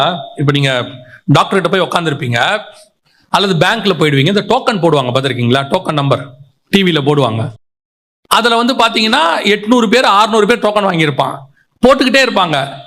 எந்த டோக்கன் போடும் போது நீங்க டிவியை பார்ப்பீங்க, என் நம்பர் வந்திருக்கா, என் நம்பர் வந்திருக்கா பார்த்துக்கிட்டே இருப்பீங்க. நீங்க கீழே குனிஞ்சு அது 814 இந்த 900 தான், 900 வரும்போது பார்க்கலான்ட்டு கீழே குனிஞ்சிட்டே இருக்க மாட்டீங்க. டங்குன்னு ஒரு சவுண்ட் ஒன்று முடிச்சு பார்ப்பீங்க, இது ஒரு வேளை வந்திருக்குமோ, ஒரு காஷன். அதே மாதிரி தான் எல்லா செர்மன்லையும் எல்லா செய்தியிலையும் ஒரு 5 நிமிஷம் ஆவியானவர் உங்களோடு கூட பேசுவார். ஏன்னா நீங்க ஆவியானவர்கிட்ட வந்துட்டு போகும்போது அவர் நிச்சயம் உங்களை வெறுமனே திரும்பி அனுப்பவே மாட்டார். ஆவியானவர் கண்டிப்பா பேசுவார். ஆனா நீங்க அந்த 5 நிமிஷத்துக்கு காத்திருக்கணும் மினிமம். நான் சொல்றேன், அது 5 நிமிஷமா இருக்கலாம், 10 நிமிஷமா இருக்கலாம், 5 நிமிஷமா, ஏன் அந்த ஒரு செர்மன் முழுக்க உங்களுக்கே கூட இருக்கலாம். உங்களுக்கு கூட மொத்தமா ஆண்டவர் பேசலாம். ஆனா நீங்க வரும்போதே என்னவா வரணும்? நான் இன்னைக்கு எனக்கு உரியதை வாங்க போகிறேன், எனக்கு உரியதை பெற்றுக்கொள்ள போகிறேன். அதை கேட்டு அதை உங்க லைஃப்ல அபியாசப்படுத்தணும். பயபக்தி உள்ளவன் ஆகி. பல நேரத்துல இந்த பயபக்தி உங்களுக்குள்ள வரமாட்டேங்குது. நீங்க அதை அசால்ட்டா எடுக்கிறீங்க, அசட்ட பண்ணுறீங்க.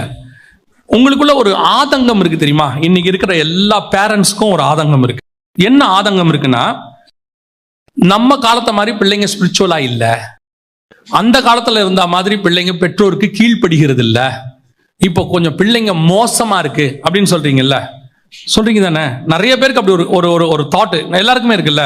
அது காரணம் என்ன நீங்க நினைக்கிறீங்க? அதுக்கு காரணம் நீங்க தான், நான் தான். நமக்குள்ளே பயபக்தி வந்துச்சுன்னா அது கண்டிப்பாக நம்ம பிள்ளைகளுக்குள்ளேயும் வரும். எப்படி சொல்றீங்க? வாசிங்க அதே மல்கியா 2:15 திருப்பி வாசிங்க. அவர் ஒருவனை அல்லவா படைத்தார், அவர் ஒருவனை அல்லவா படைத்தார், ஆவி அவரிடத்தில் பரிபூரணமாய் இருந்தது, ஆவி அவரிடத்தில் பரிபூரணமாய் இருந்தது, பின்ன ஏன் ஒருவனை படைத்தார், பின்ன ஏன் ஒருவனை படைத்தார்? தேவ பக்தி உள்ள சந்ததியை பெரும்படிதானே. அவருடைய ஒரே கான்செப்டே என்னன்னா, உங்க மூலமா என் மூலமா தேவ பக்தி உள்ள சந்ததியை பெறுவது மட்டும். அவருக்கு வேற கான்செப்டே இல்ல. இன்ஜினியரை பெறுவது அவர் கான்செப்ட் அல்ல, டாக்டரை பெறுவது அவர் கான்செப்ட் அல்ல, IAS ஆபீசரை பெறுவது அவர் கான்செப்ட் அல்ல, பாஸ்டரை பெறுவது அவர் கான்செப்ட் அல்ல, இவாஞ்சலிஸ்டை பெறுவது அவர் கான்செப்ட் அல்ல. அவர் கான்செப்ட் பயபக்தி உள்ளவனை பெற்றெடுப்பது மட்டும். அப்போ பயபக்தி உள்ளவனை பெற்றெடுக்கணும்னா நாம யாரா இருக்கணும்? பயபக்தி உள்ளவனா இருக்கணும். இப்போ தேவ சாயலாய் படைக்கப்பட்ட ஆதாம் தேவ வார்த்தைக்கு கீழ்ப்படிந்திருந்தால் தேவ சாயலாக, ஆதாம் சாயலாக ஒரு பிள்ளை பிறந்திருக்கும்.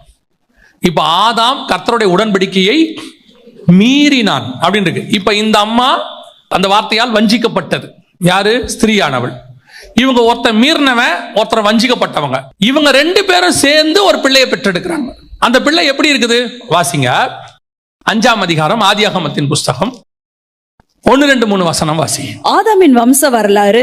தேவன் மனுஷன் சிருஷ்டித்த நாளிலே அவனை தேவ சாயலாகவும் உண்டாக்கினார். அவர்களை ஆணும் பெண்ணுமாக சிருஷ்டித்து அவர்களை ஆசீர்வதித்து அவர்களை சிருஷ்டித்த நாளிலே அவர்களுக்கு மனுஷர் என்று பெயரிட்டார். ஆதாம் 130 வயதான போது, நல்லா கவனிங்க, ஆதாம் 130 வயதான போது தன் சாயலாக தன் ரூபத்தின்படி ஒரு குமாரனை பெற்று, தேவ சாயலாக தேவ ரூபத்தின்படி இல்ல. முந்தின வசனம் சொல்லுது தேவ சாயலாக ஆதாம் படைக்கப்பட்டான். ஆனா இங்க வசனம் சொல்லுது 130 வயதான போது தன் சாயலாக. அப்படின்னா என்ன அர்த்தம்? அவர் படைக்கும் போது தேவசாயலாய் படைத்தார், அவன் கீழ்ப்படியாமைக்குள் போயிட்டான், மீறிட்டான். இப்ப பிறந்தது யார் சாயல்? தன் சாயல், இவன் சாயல். அதனாலதான் இயேசு கிறிஸ்து மனுஷ சாயலில் பிறந்து உங்களையும் என்னையும் திருப்பி தேவ சாயலாய் மாத்துகிறார். அல்லேலூயா. ரோமர் 8:29 வாசிக்க பார்ப்போம். இப்போ ரோமர் 8:29 தம்முடைய குமாரன் அநேக சகோதரருக்குள்ளே முதற் பேரானவராய் இருக்கும் பொருட்டு தேவன் எவர்களை முன்னறிந்தாரோ அவர்களை அதாவது உங்களை என்னையும் தேவன் எவர்களை முன்னறிந்தாரோ உங்களையும் என்னையும் அவர்களை தமது குமாரனுடைய சாயலுக்கு ஒப்பா இருப்பதற்கு முன் குறித்திருக்கிறார். அர்த்தம் அவர் மனுஷ சாயலாய் தேவ சாயல் ஆயிட்டாரு, மறுரூபம் ஆயிட்டாரு. இப்ப உங்களை என்னையும் அழைச்சது எதுக்காகனா குமாரனின் சாயலுக்கு ஒப்பா இருக்கும்படி. ஆமென். இப்ப நம்ம கிட்ட இருக்கிறதெல்லாம் மனுஷ சாயல், அப்பா அம்மா சாயல், எல்லா சாயலும் இருக்கு. அப்போ நீங்கள் நானும் படைக்கப்பட்டதே அவர் சாயலுக்கு ஒப்பா இருக்கும்படி. அப்ப கர்த்தர் உங்களை என்னையும் படைத்ததே பயபக்தி உள்ள சந்ததியை பெறும்படி. ஆமென். அப்ப நீங்கள் நானும் பயபக்தி உள்ளவனா இருந்தாதான் பிள்ளை பயபக்தி உள்ளதாக இருக்கும். நோவா பயபக்தி உள்ளவனாகி அப்படின்னா உங்களுக்கு அந்த பயபக்தி இருக்கா? கர்த்தர் மேலில் அந்த பயம் இருக்குதா? நீங்க எச்சரிப்பு பெறது ஒண்ணு. நீங்க நிறைய பேருக்கு இருக்க பிரச்சனை என்னன்னா they are perfect in church activities. சபைக்கு வரதுல பெஸ்ட், பாஸ்டர் கிட்ட நல்ல டெஸ்டிமோனி. அந்த பிரதர் கரெக்டா சர்ச்சுக்கு வந்துருவார், அந்த சிஸ்டர் எல்லா ஊழியத்திலையும் பங்கு பெறுவாங்க. குட். பார்த்தா பிள்ளைங்க கொஞ்சம் அப்படி போயிடுச்சு. அப்போ பாஸ்டர் என்ன சொல்றாரு, அவங்க ரெண்டு பேருமே ரொம்ப நல்லவங்க தான், ஏன் இந்த பிள்ளைகள் இப்படி போச்சு? நான் அப்படி போனதுல உண்மையிலே ரொம்ப நல்லா கரெக்டா இருந்து அப்படி போனது 1 or 2% இருக்க தான் செய்யுது.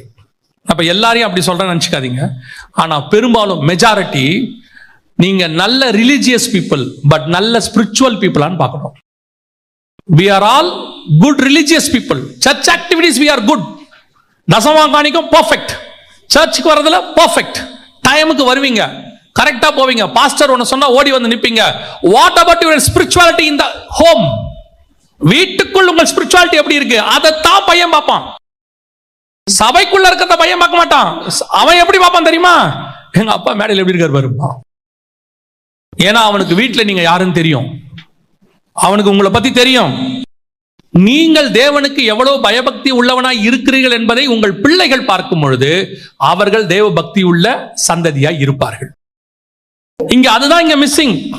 நீங்க வீட்டுல உட்கார்ந்து ஊழியக்காரனை கமெண்ட் அடிக்கிறீங்க, வீட்டுல உட்கார்ந்து ஊழியக்காரனையோ அல்லது சபையையோ அல்லது வேற விசுவாசியோ அல்லது கூட இருக்கிற விசுவாசியோ குறை பேசுறீங்க. அதை உன் பிள்ளைகள் பார்க்குது வீட்டுல. அப்புறம் உங்க பிள்ளைகள் குறை பேசுறவங்களா மாறும்போது உங்களையே குறை பேசும்.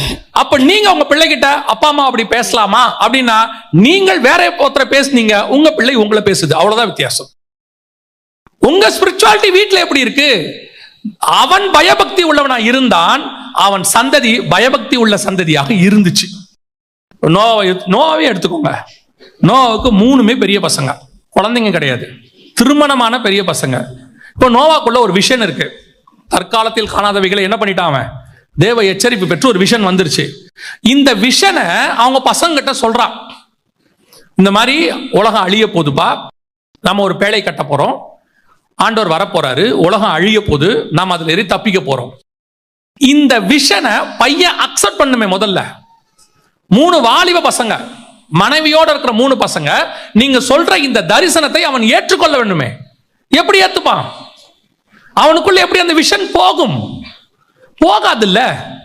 ஆனால் நீங்கள் பயபக்தி உடன் இருந்து, எங்க அப்பா ஸ்பிரிச்சுவல் பர்சன், எங்க அப்பா சொன்னா அது கரெக்டா தான்டா இருக்கும்னு சொல்றான் பாருங்க, அப்போ உன் விஷன் அவனுக்குள் போகும். ஆமென். உன் பேச்சு திறமையினால போகாது, ஆனா உன்னோட ஸ்பிரிச்சுவாலிட்டி அவனுக்குள் கொண்டு போகும். அது எப்படி போகும்லாம் கேட்காதீங்க, போகும், அவ்வளவுதான். இங்க என்ன இருக்கு? நான் போதிக்கிறதில் சிறந்தவனாக இருக்கிறேன், சாட்சியில் எப்படி இருக்கிறேன், அதான் என் கேள்வி. அங்கதான் பார்க்கணும். இப்ப இம்பார்ட்டன்ட், எல்லா பிள்ளைக்கும் அந்த வாலிப பிராயத்தில் என்னென்ன விதமான போராட்டங்கள் உண்டோ இயேசுநாதருக்கு அது இருந்துச்சு தானே. அவர் தாமே நம்மை போல எல்லா விதத்திலும் சோதிக்கப்பட்டார்னு இருக்குல்ல, இருந்துச்சு தானே. எல்லாருக்கும் இருக்கதான் செய்யும். என் பிள்ளைக்கும் இருக்கும், உங்க பிள்ளைக்கும் இருக்கும். அதை அவர்கள் மேற்கொண்டு வர வேண்டும் என்று உங்களுக்கு ஆசை இருக்குது இல்ல? எல்லாருக்கும் அந்த ஆசை இருக்குல்ல. அப்ப அந்த ஆசை இருக்கணும்னா நீங்கள் பயபக்தி உள்ளவனாய் அவருக்கு முன்னாடி நிக்கணும். நீங்கள் இல்லாமல் அவர்களுக்கு நீங்கள் சாட்சியை காட்ட முடியாது. நீங்க ஸ்ட்ரிக்டா இருக்கலாம், அது வேற விஷயம். இப்பவும் சொல்றேன், உங்களுடைய கண்டிப்புனால உங்க பிள்ளைய திருத்திடலாம் நினைக்காதீங்க. கண்டிப்பா இருங்க, வேணான்னு சொல்லல, ஆனால் அது திருத்தாது. உங்க ஸ்பிரிச்சுவாலிட்டி தான் அவர்களை திருத்தும். அதுதான் மாத்துவதற்கு காரணமா இருக்கும். உங்களை அவன் பார்க்கணும், உங்க மேல அவனுக்கு ஒரு ஸ்பிரிச்சுவல் பயம் வரணும், ஆவிக்குரிய பயம் வரணும். அப்ப அடிப்பாரு. அந்த பயத்தை விட எங்க அப்பா ஸ்பிரிச்சுவல் பர்சன்.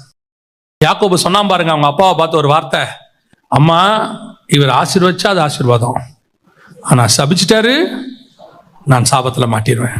அப்ப அவங்க அப்பா மேல அவனுக்கு ஒண்ணு நம்பிக்கை இருக்கு, எங்க அப்பா வாயிலிருந்து வந்தா அது ஆசீர்வாதம், அதே நேரத்துல எங்க அப்பா வாயில சாபத்தை நான் வாங்கிடக்கூடாது. எவ்வளவு பெரிய ஸ்பிரிச்சுவாலிட்டி பாருங்க. அந்த பயம். யாக்கோபு படுத்து கிடக்குறான் கட்டில்ல, அவனால உட்கார கூட முடியல. யோசேப்பு கொண்டு போய் பிள்ளைகளை நிறுத்துறான். எங்க அப்பா ஆசீர்வதிச்சா அந்த ஆசீர்வாதம் என் பிள்ளை மேல நிற்கும். அதுதான் ஸ்பிரிச்சுவாலிட்டி. அப்பா எப்படிப்பட்டவர், என்ன வேலை பார்த்தவர், ஆடு மேய்ச்சவர், அவர் ஊர் ஊரா சுத்தின, நாடோடி டென்ட்ல தங்கி இருந்தாரு. இப்ப நான் எகிப்துக்கே பிரதமராக இருக்கிறேன், நான் என்னோட போஸ்டிங் என்ன, இப்ப எங்க அப்பாவுக்கே நான் தான் சோறு போடுறேன். உண்மை அது. யாக்கோபுக்கு அரிசி கொடுத்தது அவன் தானே. அதனாலே உங்க அப்பாவும் அம்மாவும் தாழ்ந்தவர்கள் என்று அர்த்தம் அல்ல. அவனுக்கு நீ சாப்பாடு வேணா போடல உங்க அப்பா அம்மாவுக்கு. யாக்கோபு வாயிலிருந்து புறப்பட்டது ஒவ்வொன்றும் தீர்க்க தரிசனம். ஆதியாகமத்தை முழுக்க வாசிச்சு பாருங்க, அத்தனையும் end time prophecy. End time prophecy. பிள்ளைகளை என்னிடத்தில் கிட்டே வாருங்கள், கடைசி காரியத்தில் உங்களுக்கு சம்பவிப்பதை நான் உங்களுக்கு போதிப்பேன். அவங்களுக்கு சொல்றேன், உங்க அப்பா அம்மா கிட்ட வாயின் வார்த்தைகள்ல கேர்ஃபுல்லா இருங்க. ரட்சிக்கப்பட்ட அப்பா அம்மா கிட்ட பல நேரத்துல அப்பா அம்மா சரி இருக்காது, அது சும்மாவே திட்டம், அதை விட்டுருங்க. காரணம் என்னாமல் விட்ட சாபம் என்ன செய்யாது, பலிக்காது. ஆனால் உன் தகப்பன் ஆவிக்குரியவனா இருந்து, உன் தாய் ஆவிக்குரியவங்களா இருந்து, அவர்கள் அதுவும் ஊழியக்காரராக இருப்பார்களானால் you must be very careful. அவங்ககிட்ட வாங்கறதுக்கு நீங்க ரொம்ப யோசிக்கணும். நான் ரொம்ப எங்க அம்மா மரண தருவாயில மரணிக்கிறதுக்கு ஒரு வாரம் 2 வாரத்துக்கு முன்னாடி போய் எங்க அம்மா பக்கத்துல உட்காந்து கேட்டேன். என் ஆசை அது. கேட்டேன், ஏமா உங்களுக்கு நான் ஏதாவது குறை வச்சுட்டேன்னா? எங்க அம்மா 80 வயசுல செத்தாங்க, ஆண்டவருக்குள்ள நித்திரை அடைஞ்சாங்க. இப்பதான் 2023 எங்க அம்மாட்ட போய் பக்கத்துல உட்காந்து அப்படி கேட்டேன், ஏமா நான் ஏதாவது குறை வச்சுட்டேன்னா? ஏன்னா அந்த நேரத்துல அதை செஞ்சிடணும்னு எனக்கு ஒரு ஆசை. நம்மளே அறியாம எவ்வளவு செய்வோம் தானே, கோபத்துல கூட பேசுவோம் அம்மாவை, அதெல்லாம் நார்மலா நடக்கிற ஒரு விஷயம். போய் பக்கத்துல உட்காந்து கேட்டேன், ஏதாவது உங்களுக்கு குறை வச்சுட்டேன்? எங்க அம்மா என்ன பார்த்து ஒரு வார்த்தை சொன்னாங்க, ஒன்றும் இல்லைடா, கர்த்தருடைய கிருபையில ஆண்டவர் எனக்கு நல்ல பிள்ளையை கொடுத்தார், இந்த ஒரு ஆசீர்வாதம் எனக்கு போதும் என்று நான் நினைக்கிறேன். கர்த்தர் அதை எனக்கு ஆசீர்வாதமாக மாற்றி கொடுப்பார். அது ரொம்ப முக்கியம். உங்கள் பயபக்தி உங்கள் பிள்ளைகளுக்குள் வரும். நீங்கள் பயபக்தி உள்ளவர்களாக இருக்கணும். நான் ஒரு ஜெயின் ஃபேமிலியை பார்த்தேன். ரட்சிக்கப்பட்டவங்க தான் அவங்க. ஜெயின் ஃபேமிலியை பார்த்தேன், வில்லிவாக்கம் பக்கத்துல இருக்காங்க. அந்த ஐயா ஒரு சாட்சி சொன்னார் என்கிட்ட. கொரோனா நேரத்தில் அவங்க உங்களுக்கு தெரியும் தானே, வட்டிக்கு கொடுக்கறது அவங்களுடைய தொழில்.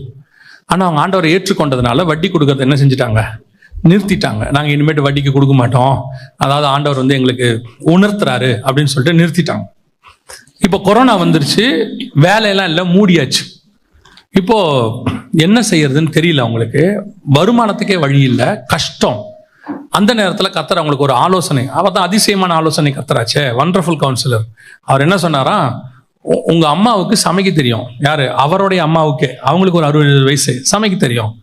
அவங்க ஸ்நாக்ஸ், சமோசா இந்த மாதிரி, அந்த அம்மா சமோசா போடுவாங்க, அதை உணர்த்தி நீ போய் சமோசா போடுன்னு. நான் இது எதுக்கு சொல்ல வந்தேன், அந்த வயசான பாட்டி அந்த அம்மா உட்காந்து சமோசா போட்டு கொடுக்குறாங்க.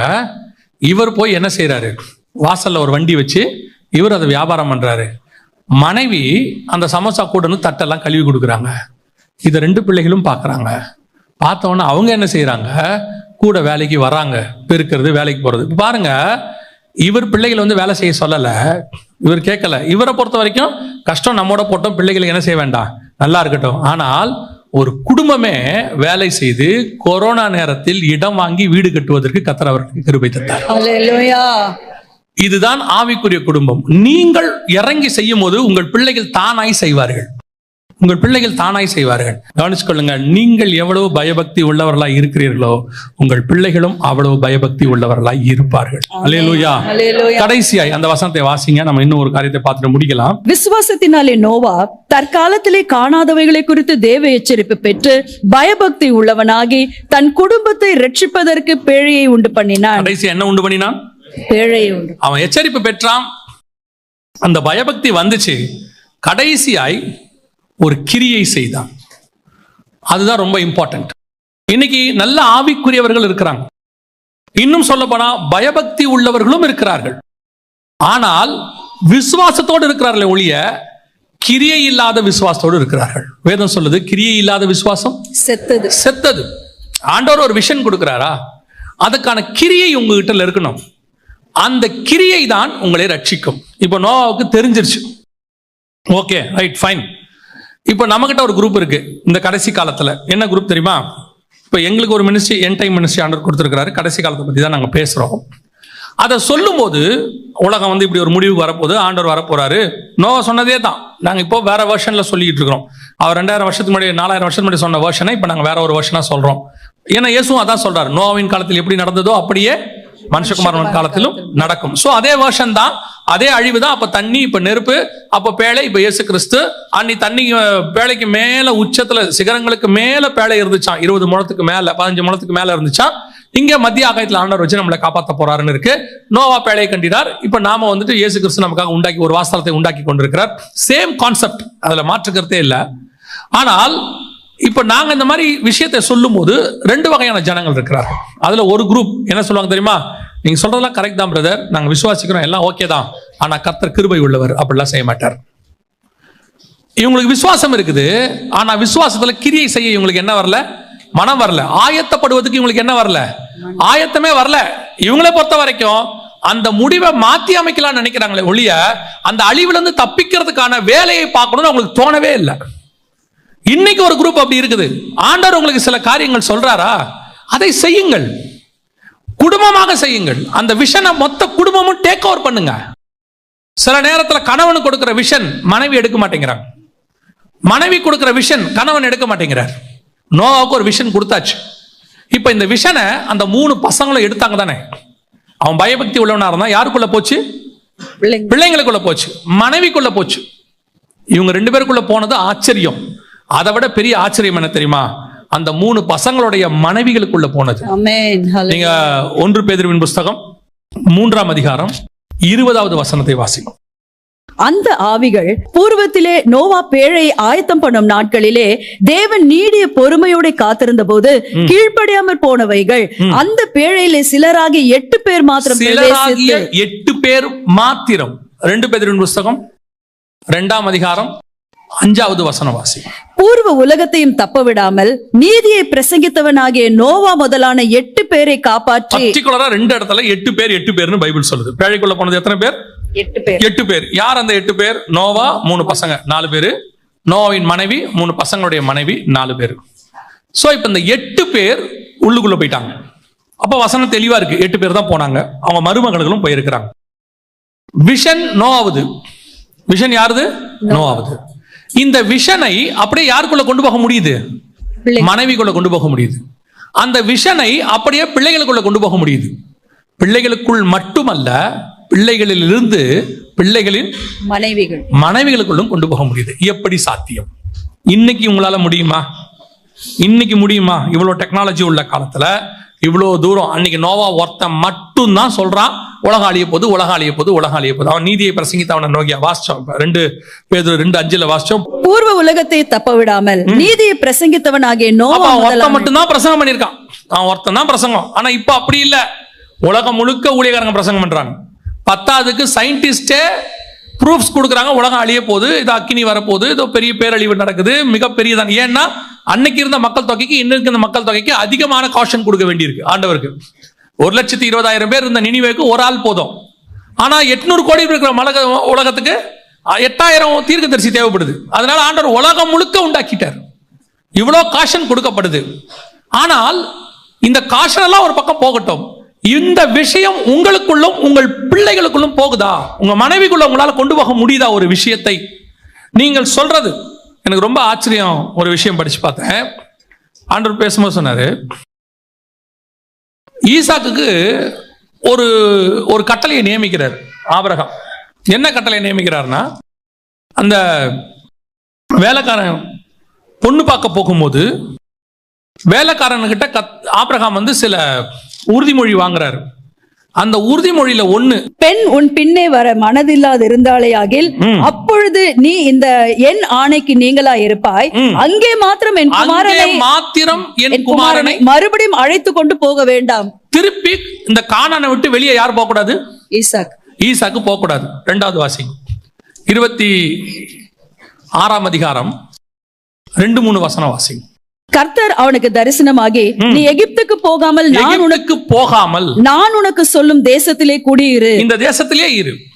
அந்த அடுத்த வசனம் இருக்கு, இந்த தேசத்திலே வாசம் பண்ண. இந்த தேசத்தில் வாசம், நீ வெளியே போக கூடாதுன்னு அர்த்தம். அப்ப ஈசாக்குக்கு உள்ள ஒரு பெரிய கட்டளை. ஆபிரகாம் வெளியே போவாரு, வெளியிருந்து வருவாரு. யாக்கோபு வெளியே போவாரு, வெளியே போயிட்டு திருப்பி வருவாரு. இவங்களுக்குலாம் அது ரெஸ்ட்ரிக்ஷன் கிடையாது. இவங்களுக்குலாம் அந்த சட்டத்துக்கு நீங்களா இருக்காங்க. ஈசாக்கு அதுக்கு பின்னாடி ஒரு ஸ்பிரிச்சுவல் ரீசன் இருக்கு. ஏன் ஆபிரகாம் வெளியிருந்து உள்ள வந்தாரு, ஏன் யாக்கோபு வெளியே போயிட்டு உள்ள வந்தாரு, ஏன் ஈசாக்கு உள்ளே இருந்தாரு. இந்த 3 முற்பிதாக்களுக்கு நடுவுல ஒரு பெரிய இருக்கு. இப்ப நம்ம அந்த மெசேஜுக்கு போக வேண்டாம், அது முடியாது. அப்போ ஈசாக்கு ஒரு கட்டளை உண்டு, அவன் அங்கேயே தான் இருக்கணும்.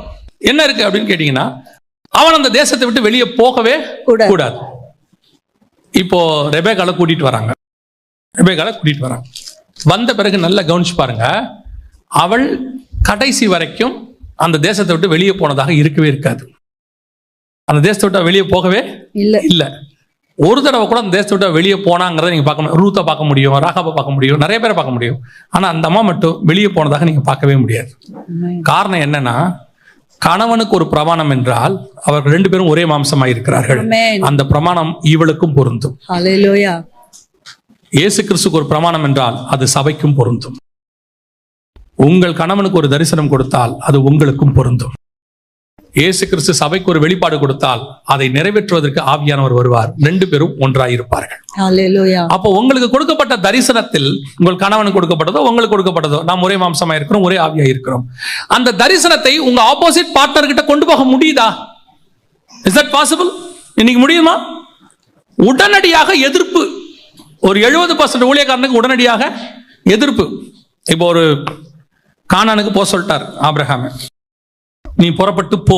அதுவும் சொல்லும் போது சொல்லிட்டாரு, உன் தேசத்தையும் உன் இனத்தையும் உன் தகப்பன் வீட்டையும் விட்டு போ, எல்லாத்தையும் விட்டு போயிட்டே அப்படின்ட்டார். இதுல ஆபிரகாம் போறது ஒன்றும் பெரிய விஷயம் இல்லை, அதுவும் பெரிய விஷயம் தான். ஆபிரகாம போக சொல்லி ஆபிரகாம் கானானுக்கு போற. அவர் ஈராக்ல இருக்கிறாரு. ஆபிரகாம் எங்க இருக்கிறாரு? ஈராக்ல இருக்கிறாரு. ஏன்னா ஆதியாகமம் 11:31 சொல்லுது, அவர் சினையார் தேசத்தில் உள்ள ஊர் பட்டணம், அது ஈராக்ல இருந்து இஸ்ரேலுக்கு நடந்து வரணும். So unknown place. அதுவே பெரிய விஷயம். அதை விட பெரிய விஷயம் மனைவியை கூட்டிட்டு வர்றது. அந்தமா வருது தானே, அதுதான் விஷனை ஏற்றுக்கொண்டு நடப்பது. ஆமென். உங்ககிட்ட இருக்கிற பெனிஃபிட்டையும் பார்க்க கூடாது, இருக்கக்கூடியதை நான் டிஸ்அட்வான்டேஜையும் பார்க்க கூடாது. This is vision. I will travel with you. It's over. Amen. Hallelujah. இன்னைக்கு எத்தனை பேர் அப்படி டிராவல் பண்ணுவீங்க? ரெபேக்கால கூப்பிட்டு கேட்கறாங்க, இந்த மனுஷனோட கூட போகிறாயா? நோ ஃபேஸ்புக், நோ வாட்ஸ்அப், எந்த விதமான பயோடேட்டாவும் இல்லை. பையனுக்கு 40 வயசு. Note the word. பையனுக்கு 40 வயசு. வந்திருக்கிறவன் எவனே தெரியாது. பார்த்து 3 நாள் தான் ஆகுது. அவன் வந்திருக்கவன் சொல்றான். ஆனால் ரெபேக்கா கிட்ட ஒரே ஒரு குணம் மட்டும் இருந்துச்சு. நீங்க அந்த பைபிளை நல்லா கவனிக்க முடியும். எந்த ஒரு விஷயத்துக்கும் அவள் கர்த்தர்கிட்ட போகிற சுபாவம் அவளுக்கு இருந்துச்சு. பிள்ளை வயிற்றுல மோதிக்கிட்டா உடனே கர்த்தர்கிட்ட போவா. என்னவென்று விசாரிக்கும்படி கர்த்தரிடத்துல போனாள். இப்போ இவட்ட கேட்குறாங்க, எங்கள் ஊரில் ஒருத்தர் இருக்கிறாரு ஈசாக்குன்னு, செல்வ சீமான், எங்கள் எஜமான் அப்படி சம்பாரிச்சு வச்சிருக்காரு, வயசு 40. ஓ அப்படியா? எப்படி இருப்பாரு? அது எப்படி சொல்ல முடியும்? நீங்கள் வாங்க வந்து பாருங்க, நல்லா சக்கச்சவேர்னு அப்படி இருப்பாரு. இப்போ அவளை கூப்பிட்டு கேட்குறாங்க, நீ போகிறாயா? ஒரே வேர்ட், நான் போகிறேன். அவன் சொல்றான், ஒரு 10 நாள் இருந்துட்டு போகலாம். இல்லை வேணாம், போகலாம், ரைட் போகலாம். இதுதான் ஸ்பிரிச்சுவலி எடுக்கிற முடிவு. அந்த தரிசனத்தை நீங்கள் சுமப்பது என்பது இதுதான். உன் கண்ணு பார்த்து தரிசனத்தை முடிவெடுக்க கூடாது. உங்க வீட்டுக்காரருக்கோ உங்களுக்கோ ஒரு தரிசனம் கொடுக்கப்படுதா, அது தேவனிடத்திலிருந்து வருகிறதா, அப்படியே அக்செப்ட் பண்ணுங்க, அப்படியே ஏற்றுக்கொள்ளுங்க. உன் தகப்பனுக்கு ஒரு தரிசனம் வருதா, உன் தாய்க்கு ஒரு தரிசனம் வருதா, சொல்றாங்களா, அக்செப்ட். No more questions. அப்படியே அக்செப்ட். நீ உன் கணவருக்கு உன் மாமியாருக்கு சொல்றாங்களா? பல நேரங்களில் சொல்லிட்டு முடிக்கிறேன், கவனிங்க. பல நேரங்களில் ஊழியக்காரன் குடும்பத்தில் கூட சொல்றேன், மருமகள்கள் வராங்க. வந்துட்டு அந்த மாமியார் ஊழியக்காரம்மா, இந்த மாமியார் ஊழியக்காரம்மா, அவங்க மாமனார் ஊழியக்காரர். ஆனா வர மருமகள் அவளை மாமனார் மாமியாரா தான் பார்க்கிறார்களே ஒழிய ஊழியக்காரனும் ஊழியக்காரியுமாய் பார்க்கறதில்லை. அதுவே அதே வயசுள்ள இன்னொரு ஊழியக்காரமா வந்தா சோத்திரம், பிரைஸ் தி லார்ட். ஆனா இங்க ஒரு தரிசனம் பெற்ற தேவ மனுஷன் ஒரு நீதியுள்ள சந்ததி, பயபக்தி உள்ள சந்ததியை பெற்றெடுத்திருக்கிறான். அந்த குடும்பத்தை கட்டுவதற்கு நான் வந்திருக்கிறேன் என்ற விஷன் அவங்களுக்குள்ள இல்லை. அதனால பைபிள் சொல்லுது, ரெபெக்காள் சாராளின் கூடாரத்தில் போய் குடியிருந்தாள். யூதா முறைப்படி, இஸ்ரவேல் முறைப்படி ஒவ்வொருத்தருக்கும் ஒரு கூடாரம் உண்டு. லேயாளுக்கு ஒரு கூடாரம், ராகேலுக்கு ஒரு கூடாரம், ஆபிரகாமுக்கு ஒரு கூடாரம், சாராளுக்கு ஒரு கூடாரம். எல்லாம் அவங்க கூடாரத்தில் இருப்பாங்க. அதான் ப்ரொசீஜர். ஆனா ரெபெக்காளுக்கு மட்டும் கூடாரமே கிடையாது. அங்க வசனம் இருக்கு, நீங்க வேணா வாசிச்சு பாருங்க. 24ஆம் அதிகாரம் கடைசி வசனம் சொல்லும், அப்பொழுது ஈசாக்கு ரெபெக்காளை தன் தாய் சாராளுடைய கூடாரத்துக்கு அழைத்து கொண்டு போய் அவளை தனக்கு மனைவியாக்கி கொண்டு அவளை தாயினுடைய சாராளின் கூடாரத்துக்கு அழைத்து. ஏயா, ஈசாக்கு செல்வ சீமான் தானே, எனக்கு ஒரு கூடாரத்தை போட்டு தர மாட்டியா? இந்த சாராளுடைய கட்டிலில் அவள் படுத்ததுக்கு ஒரு முகாந்திரம் உண்டு. இது கிறிஸ்துவை கொண்டு வரக்கூடியதான கூடாரம்.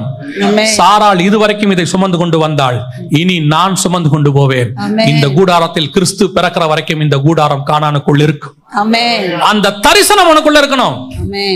நீ ஒரு வீட்டுக்குள்ள போறேன்னா அந்த குடும்பத்துல இது ஏன் வீடு, நான் இப்படிதான் இருப்பேன், தனியா தான் இருப்பேன், அதல்ல. நீ எதுக்கு உள்ள போன தெரியுமா? ஒரு தரிசனம் உண்மையிலும் அந்த குடும்பத்துக்கு ஒரு பாண்டிங் இருக்கு. அது பரலோகத்தினுடைய திட்டம். உன் மூலமாக ஒரு பிள்ளை வரும், அது பில்லி கிரகமாய் கூட இருக்கலாம். கர்த்தரியா எது மூலமா என்ன சந்ததி உருவாக்க தெரியாது. அதை உருவாக்குவதற்கு நீ உள்ள போயிருக்கிற அந்த விஷனை சுமந்து கொண்டு போறவங்களா இருக்கணும். கணவனுடைய விஷன், ஆபிரகாமின் விஷன்ஸ், நல்ல கவனிங்க. ஆபிரகாமின் விஷன் ரெபெக்காளுக்கு இருக்கு. எப்படி சொல்றீங்க? 22ஆம் அதிகாரம் 17வது வசனத்தை வாசி. ஆதியாகமத்தின் புஸ்தகம். நான் உன்னை ஆசீர்வதிக்கவே ஆசீர்வதித்து உன் சந்ததியை வானத்தின் நட்சத்திரங்களைப் போலவும் கடற்கரை மணலை போலவும் பெருகவே பெருக பண்ணுவேன் என்றும், உன் சந்ததியார் தங்கள் சத்துருக்களின் வாசல்களை சுதந்திரித்துக் கொள்வார்கள் என்றும். உன் சந்ததியார் தங்கள் சத்துருக்களின் வாசல்களை சுதந்திரித்துக் கொள்வார்கள். இது கர்த்தர் ஆபிரகாமுக்கு சொன்னது. 24ஆம் அதிகாரம் 60வது வசனவாசி. ரெபெக்காளை வாழ்த்தி எங்கள் சகோதரியே நீ கோடா கோடியாய் பெருகுவாயாக. உன் சந்ததியார், அங்க ஆண்டவர் என்ன சொன்னாரு? கர்த்தர் அவனை ஆசீர்வதித்து உன் சந்ததி வானத்தின் நட்சத்திரத்தை போலவும் கடற்கரை மணலை போலவும் பெருகவே பெருகும். இங்கே என் சகோதரியே நீ கோடா கோடியாய் பெருகுவாயாக. அடுத்து, உன் சந்ததியார் தங்கள் பகைஞருடைய வாசல்களை சுதந்திரித்துக் கொள்வார்களாக என்று ஆசீர்வதித்தார். அங்க 22:17 உன் சந்ததியார் தங்கள் சத்துருக்களின் வாசல்களை சுதந்திரித்துக். அப்ப ஆபிரகாமுடைய விஷன் ரெபெக்கா வழியா நிறைவேறணும். ஆமென், ஹல்லேலூயா. இந்த தரிசனத்தை சுமந்து கொண்டு தான் ரெபெக்காள் கூடாரத்துக்குள் வந்தார். ஆமென். நீங்க அத்தனை பேரும் அப்படி ஒரு தரிசனத்தை சுமந்து கொண்டு தான் உங்கள் கூடாரத்துக்குள் இருக்கிறீர்கள். ஹல்லேலூயா. இன்னைக்கு உங்களுக்கு தெரியுமா, நீ என்ன செய்யற? அது சாராள் தரிசனம். நான் ஏன் நிறைவேற்றணும்? குடும்பம் என்பது கர்த்தர் உண்டாக்குனது. இன்னைக்கு நிறைய பேருக்கு அந்த தரிசனமே கிடையாது. Family family family. என்ன ஃபேமிலி? எல்லாரும் ஒன்னா சேர்ந்து குழந்தைய பத்தி இதான் ஃபேமிலியா? இல்லை. தேவனுக்கு உன்மேலும் என் மேலும் வேறொரு திட்டம் இருக்கிறது. We are all heavenly family. ஆமென். கர்த்தராகிய இயேசு கிறிஸ்துவை விசுவாசி, அப்போ நீயும் உன் வீட்டாரும் ரட்சிக்கப்படுவீர்கள். நோவா தற்காலத்தில் காணாதவைகளை தரிசித்து பயபக்தி உள்ளவனாகி தன் குடும்பத்தை ரட்சிக்கும்படி ஒரு பேழை உண்டு பண்ணினான். தரிசனம் இதான். கிறிஸ்து உன்னை ரட்சித்ததுக்கு ஒரு தரிசனம் இருக்கு. ரெண்டு பேரையும் சேர்த்ததுக்கு ஒரு தரிசனம் இருக்கு. இங்க வந்த உடனே அது மாமியார் அவங்களோட எல்லாம் என்னால இருக்க முடியாது, இருக்காதீங்க. மாமனாரோட நான் இருக்க முடியாது. நல்லா கவனிங்க. நான் ஒரே ஃபேமிலி ஒரே வீட்டுக்குள்ளதான் இருக்கணும்ன்ற கான்செப்டே நான் சொல்ல வரல. நீங்க தப்பா புரிஞ்சிடாதீங்க. நீங்க தனித்தனி வீட்டுக்குள்ள இருக்கலாம். ஆனால் ஒண்ணு உங்களுக்கு புரியணும், நான் இந்த வீட்டுல இந்த குடும்பத்துக்குள்ள வந்தது அவர்கள் தரிசனத்தை நிறைவேற்றுவதற்காக. ஏன்னா என்னாலதான் அந்த தரிசனம் நிறைவேறும் இல்லையா? உங்களுக்கு பார்த்திருக்கீங்களா, இந்த பேங்க்குக்கெல்லாம் போனீங்கன்னா உங்களுக்கு ஏடிஎம் கார்டை உடனே கையில் கொடுத்துருவாங்க. ஏடிஎம் கார்டு என்ன செஞ்சிருவாங்க? கொடுத்துருவாங்க. ஆனால் அவங்க சொல்லுவாங்க பின் நம்பர் லெட்டரில் வரும்பாங்க. உங்கள் அட்ரஸ்க்கு என்ன செய்வாங்க? பின் நம்பர் லெட்டரில் வரும். கார்டு உங்ககிட்ட இருக்கு, பின் நம்பர் இன்னொரு இடத்துலேருந்து வரும். அது எங்கேருந்து வரும்னா ஹெட் குவார்ட்டர்ஸ்லேருந்து வரும். இந்த பேங்க்கு அவங்களுக்கு அப்ளை பண்ணி விட்டுரும். இப்போ இந்த கார்டு உங்ககிட்ட இருக்கு, இவங்க கொடுத்தது, பின் நம்பர் இன்னொரு இடத்துல வரும். இது ரெண்டும் போட்டால் தான் உன் அக்கௌண்ட்டே ஆக்டிவேட் ஆகும். அதே மாதிரி தான் உன் கையில் இருக்கிற தரிசனத்துக்கான பின் நம்பர் உன் மனைவியின் வீட்டில் இருக்கிறது. அது இங்க சேர்ந்தாதான் பரலோகத்தில் உன் அக்கௌண்ட் ஆக்டிவேட் பண்ண முடியும். இந்த புரிதல் உங்களுக்கு எனக்கும் வேணும். கணவன் மனைவியின் உடனே அப்படியே 100% மேட் ஃபார் ஈச் அதர் அப்படியே அதெல்லாம் இல்லை. கன்ஃபார்மா பிரச்சனைகள் இருக்க தான் செய்யும். உங்களுக்கு பிடிக்காதது அவங்களுக்கு பிடிக்கும், அவங்களுக்கு பிடிக்காதது உங்களுக்கு பிடிக்கும். என்ன செய்ய முடியும்? ஏன்னா நான் அதற்காக இணைக்கப்படவே இல்லை. அந்த எச்சரிப்பை பெற்று பயபக்தி உள்ளவனாகி வேலையை உண்டு பண்ணி, நான் சாராளின் கூடாரத்துக்கு ஏன் வருகிறேன்? நான் ஆபிரகாமின் தரிசனத்தை நிறைவேற்ற வந்திருக்கிறேன். இந்த தீர்மானம் நீங்க எடுங்க, உங்கள் குடும்பமும் அந்த விசுவாச குடும்பத்தில் ஒன்றாக மாறிவிடும். அல்லேலூயா. நாம் ஜெபிக்க போகிறோம். எழுந்திருக்கலாமா நம்ம தேவ சமூகத்துல? கர்த்தருடைய மகா பெரிய திட்டம் ஃபேமிலி. அது ஹெவன்லி விஷன். அது பரலோகத்துல தரிசனம் பண்ணப்பட்டு அது பூமியிலே ஸ்தாபிக்கப்பட்டது. ஒரு ஃபேமிலியில தான் கர்த்தர் ஆரம்பிக்கிறார், உங்க எல்லாருக்கும் தெரியும். ஆனா முடிக்கிறது ஒரு ஃபேமிலியில தான் முடிக்கிறார். புதிய எருசலேமும் இயேசு கிறிஸ்துவும், மணவாட்டியாகிய புதிய எருசலேமும் மணவாளனாக இயேசு. இந்த ரெண்டுல ஆரம்பிச்சு அந்த ரெண்டுல தான் முடியுது. அப்ப டோட்டல் பைபிளுமே ஒரு ஃபேமிலி கான்செப்டுக்குள்ள தான் இருக்கு. இப்ப நீங்களும் நானும் அதில் ஒரு பகுதியாக இருக்கிறோம். நம்ம குடும்பத்தின் மூலமாக ஒரு பகுதியை கர்த்தர் அதில் இணைச்சு வச்சிருக்கிறார். இதுல அந்த தரிசனத்தை பெற்றுக்கொண்டவர்களாக தான் நம்ம ஓடணும். Heavenly vision. எனக்கு பின்னாடி கர்த்தர் ஒரு ஹெவன்லி விஷன் வச்சிருக்கிறார். நான் இந்த பூமிக்குரியதான சில ஆசாபாசங்கள்ல என் குடும்பத்தை இழந்து போகக்கூடாது. ஆசாபாசம் இருக்கணும், அது இருந்தாதான் மனுஷன். ஆனால் நான் அதை தாண்டி தேவ மனுஷன். அது கிடைத்தா தோத்திரம், இல்லாவிட்டாலும் பரவாயில்லை. நான் தேவ திட்டத்தை நிறைவேற்றுவதற்காக ஓடுவேன். கர்த்தர் என்னை மேலான காரியங்களுக்கு அழைத்திருக்கிறார். ஒருவேளை ரெபேக்கா நினைச்ச மாதிரி ஈசாக்கு இல்லாம இருந்திருக்கலாம், மேபி. ஆனா அதை பத்தியெல்லாம் ரெபேக்கா கவலைப்படவே இல்லை. அவளுடைய திட்டம் தேவனுடைய திட்டத்தை நிறைவேற்றுவது. அதனாலதான் எதுக்கு எடுத்தாலும் அவன் தேவன் கிட்ட போனா. சில தப்புகள் நடக்கும், சில பிரச்சனைகள் வரும் வீட்டுல. ரெபேக்காளுடைய மருமகள் மனநோவா இருந்தாங்கன்னு வேதம் சொல்லுது. அப்படிதான் பைபிள் சொல்லுது. கானானிய ஸ்திரீகள் அவளுக்கு மனநோவாக இருந்தார்கள். ஆனாலும் அந்த திட்டத்தை நிறைவேற்றுவதில் அவள் உறுதியாய் இருந்தாள். உங்க வாழ்க்கையில சில பிரச்சனைகள் வரும், எல்லார் வாழ்க்கையிலும் இருக்கு. அதை தாண்டி தான் நம்ம ஓடணும். ஒப்பு கொடுப்போமா தெய்வ சமூகத்துல? ஒருவேளை உங்கள் கணவன் மனைவிக்கு நடுவுல ஏதாவது பிரச்சனை இருக்குமானால் அதை சால்வ் பண்ணிடுங்க. பேசி சால்வ் பண்ணிடுங்க. அந்த பிரச்சனையை சால்வ் பண்ணிடுங்க. சொல்லுங்க, இல்லப்பா நம்ம வேறொரு திட்டத்துக்காக இணைக்கப்பட்டோம், எனக்கு புரிஞ்சிருச்சு, இது அல்ல ஹெவன் உங்களுக்கும் எனக்கும் நடுவில் வேற ஏதோ ஒரு காரணத்துக்காக தான் இணைக்குது, வேற எந்த காரணமும் இல்லாம இப்படி இருக்காது. இந்த சின்ன சின்ன காரியத்தை மறந்துடுவோம். சொல்லுங்க. ஒருவேளை அவர் புரிந்து கொள்ளாவிட்டால் அவர் புரிந்து கொள்ளுகிற காலம் ஒன்று வரும். தொடர்ந்து ஜெபம் பண்ணுங்க. கர்த்தர் உங்களையும் உங்கள் குடும்பத்தையும் கொண்டு செய்ய நினைத்ததை நிச்சயம் நிறைவேற்றுவார். ஒப்பு கொடுத்து ஜெபம் பண்ணுவோமா? சர்வ வல்லமையுள்ள எங்கள் தகப்பனே, தேவ ஆவியானவர் நீர் மூன்றாவது நபராய், முப்புரி நூலாய், ஹெல்ப்பராய் இந்த குடும்பங்களுக்கு இருந்து நடத்துவீராக. ஆண்டவரே, எங்களுக்குள்ள வர வேண்டியதான எச்சரிப்புகளை எங்களுக்கு கொடுத்து நடத்துவீராக. எங்களுக்குள்ளே நாங்கள் பயபக்தி உள்ளவர்களாய் மாற கண்டித்து உணர்த்துவீராக. எங்கள் தரிசனம் எங்கள் பிள்ளைகளுக்குள்ளே கடந்து வர கர்த்தர் உதவி செய்வீராக. நீங்க சொல்லி இருக்கிறீங்கப்பா, உன்மேல் உள்ள என் ஆவியும் உன் வாயில் உள்ள என் வார்த்தையும் உன்மேலும் உன் சந்ததியின் மேலும் உன் சந்ததியின் சந்ததியின் மேலும் வரும் என்று சொன்னீர். ஆண்டவர் தேவ ஆவியானவர் எங்கள் தரிசனம் எங்கள் பிள்ளைகளுக்குள்ளே கடந்து வருவதாக, உம்முடைய வார்த்தைகள் எங்கள் பிள்ளைகளுக்குள்ளே கடந்து வருவதாக, உண்மை எங்கள் மேல் உள்ள உம்முடைய ஆவியானவர் அவர்கள் மேலும் கடந்து வருவீராக. ஆண்டவரே, என்ன நோக்கத்துக்கு எங்கள் குடும்பமாய் உண்டு பண்ணினீரும் அந்த நோக்கத்தை நிறைவேற்ற கர்த்தர் கிருபை தருவீராக. மகிமையுள்ள கரத்தில் எங்களை தாழ்த்துகிறோம். நீர் பொறுப்பெடுத்துக் கொள்ளும், வழி நடத்தும், ஆசீர்வதியும். எங்கள் ஆண்டவர் இயேசு கிறிஸ்துவின் நாமத்தில் ஒவ்வொரு குடும்பத்தையும் ஆசீர்வதித்து ஜெபிக்கிறோம், ஜீவனுள்ள நல்ல பிதாவே.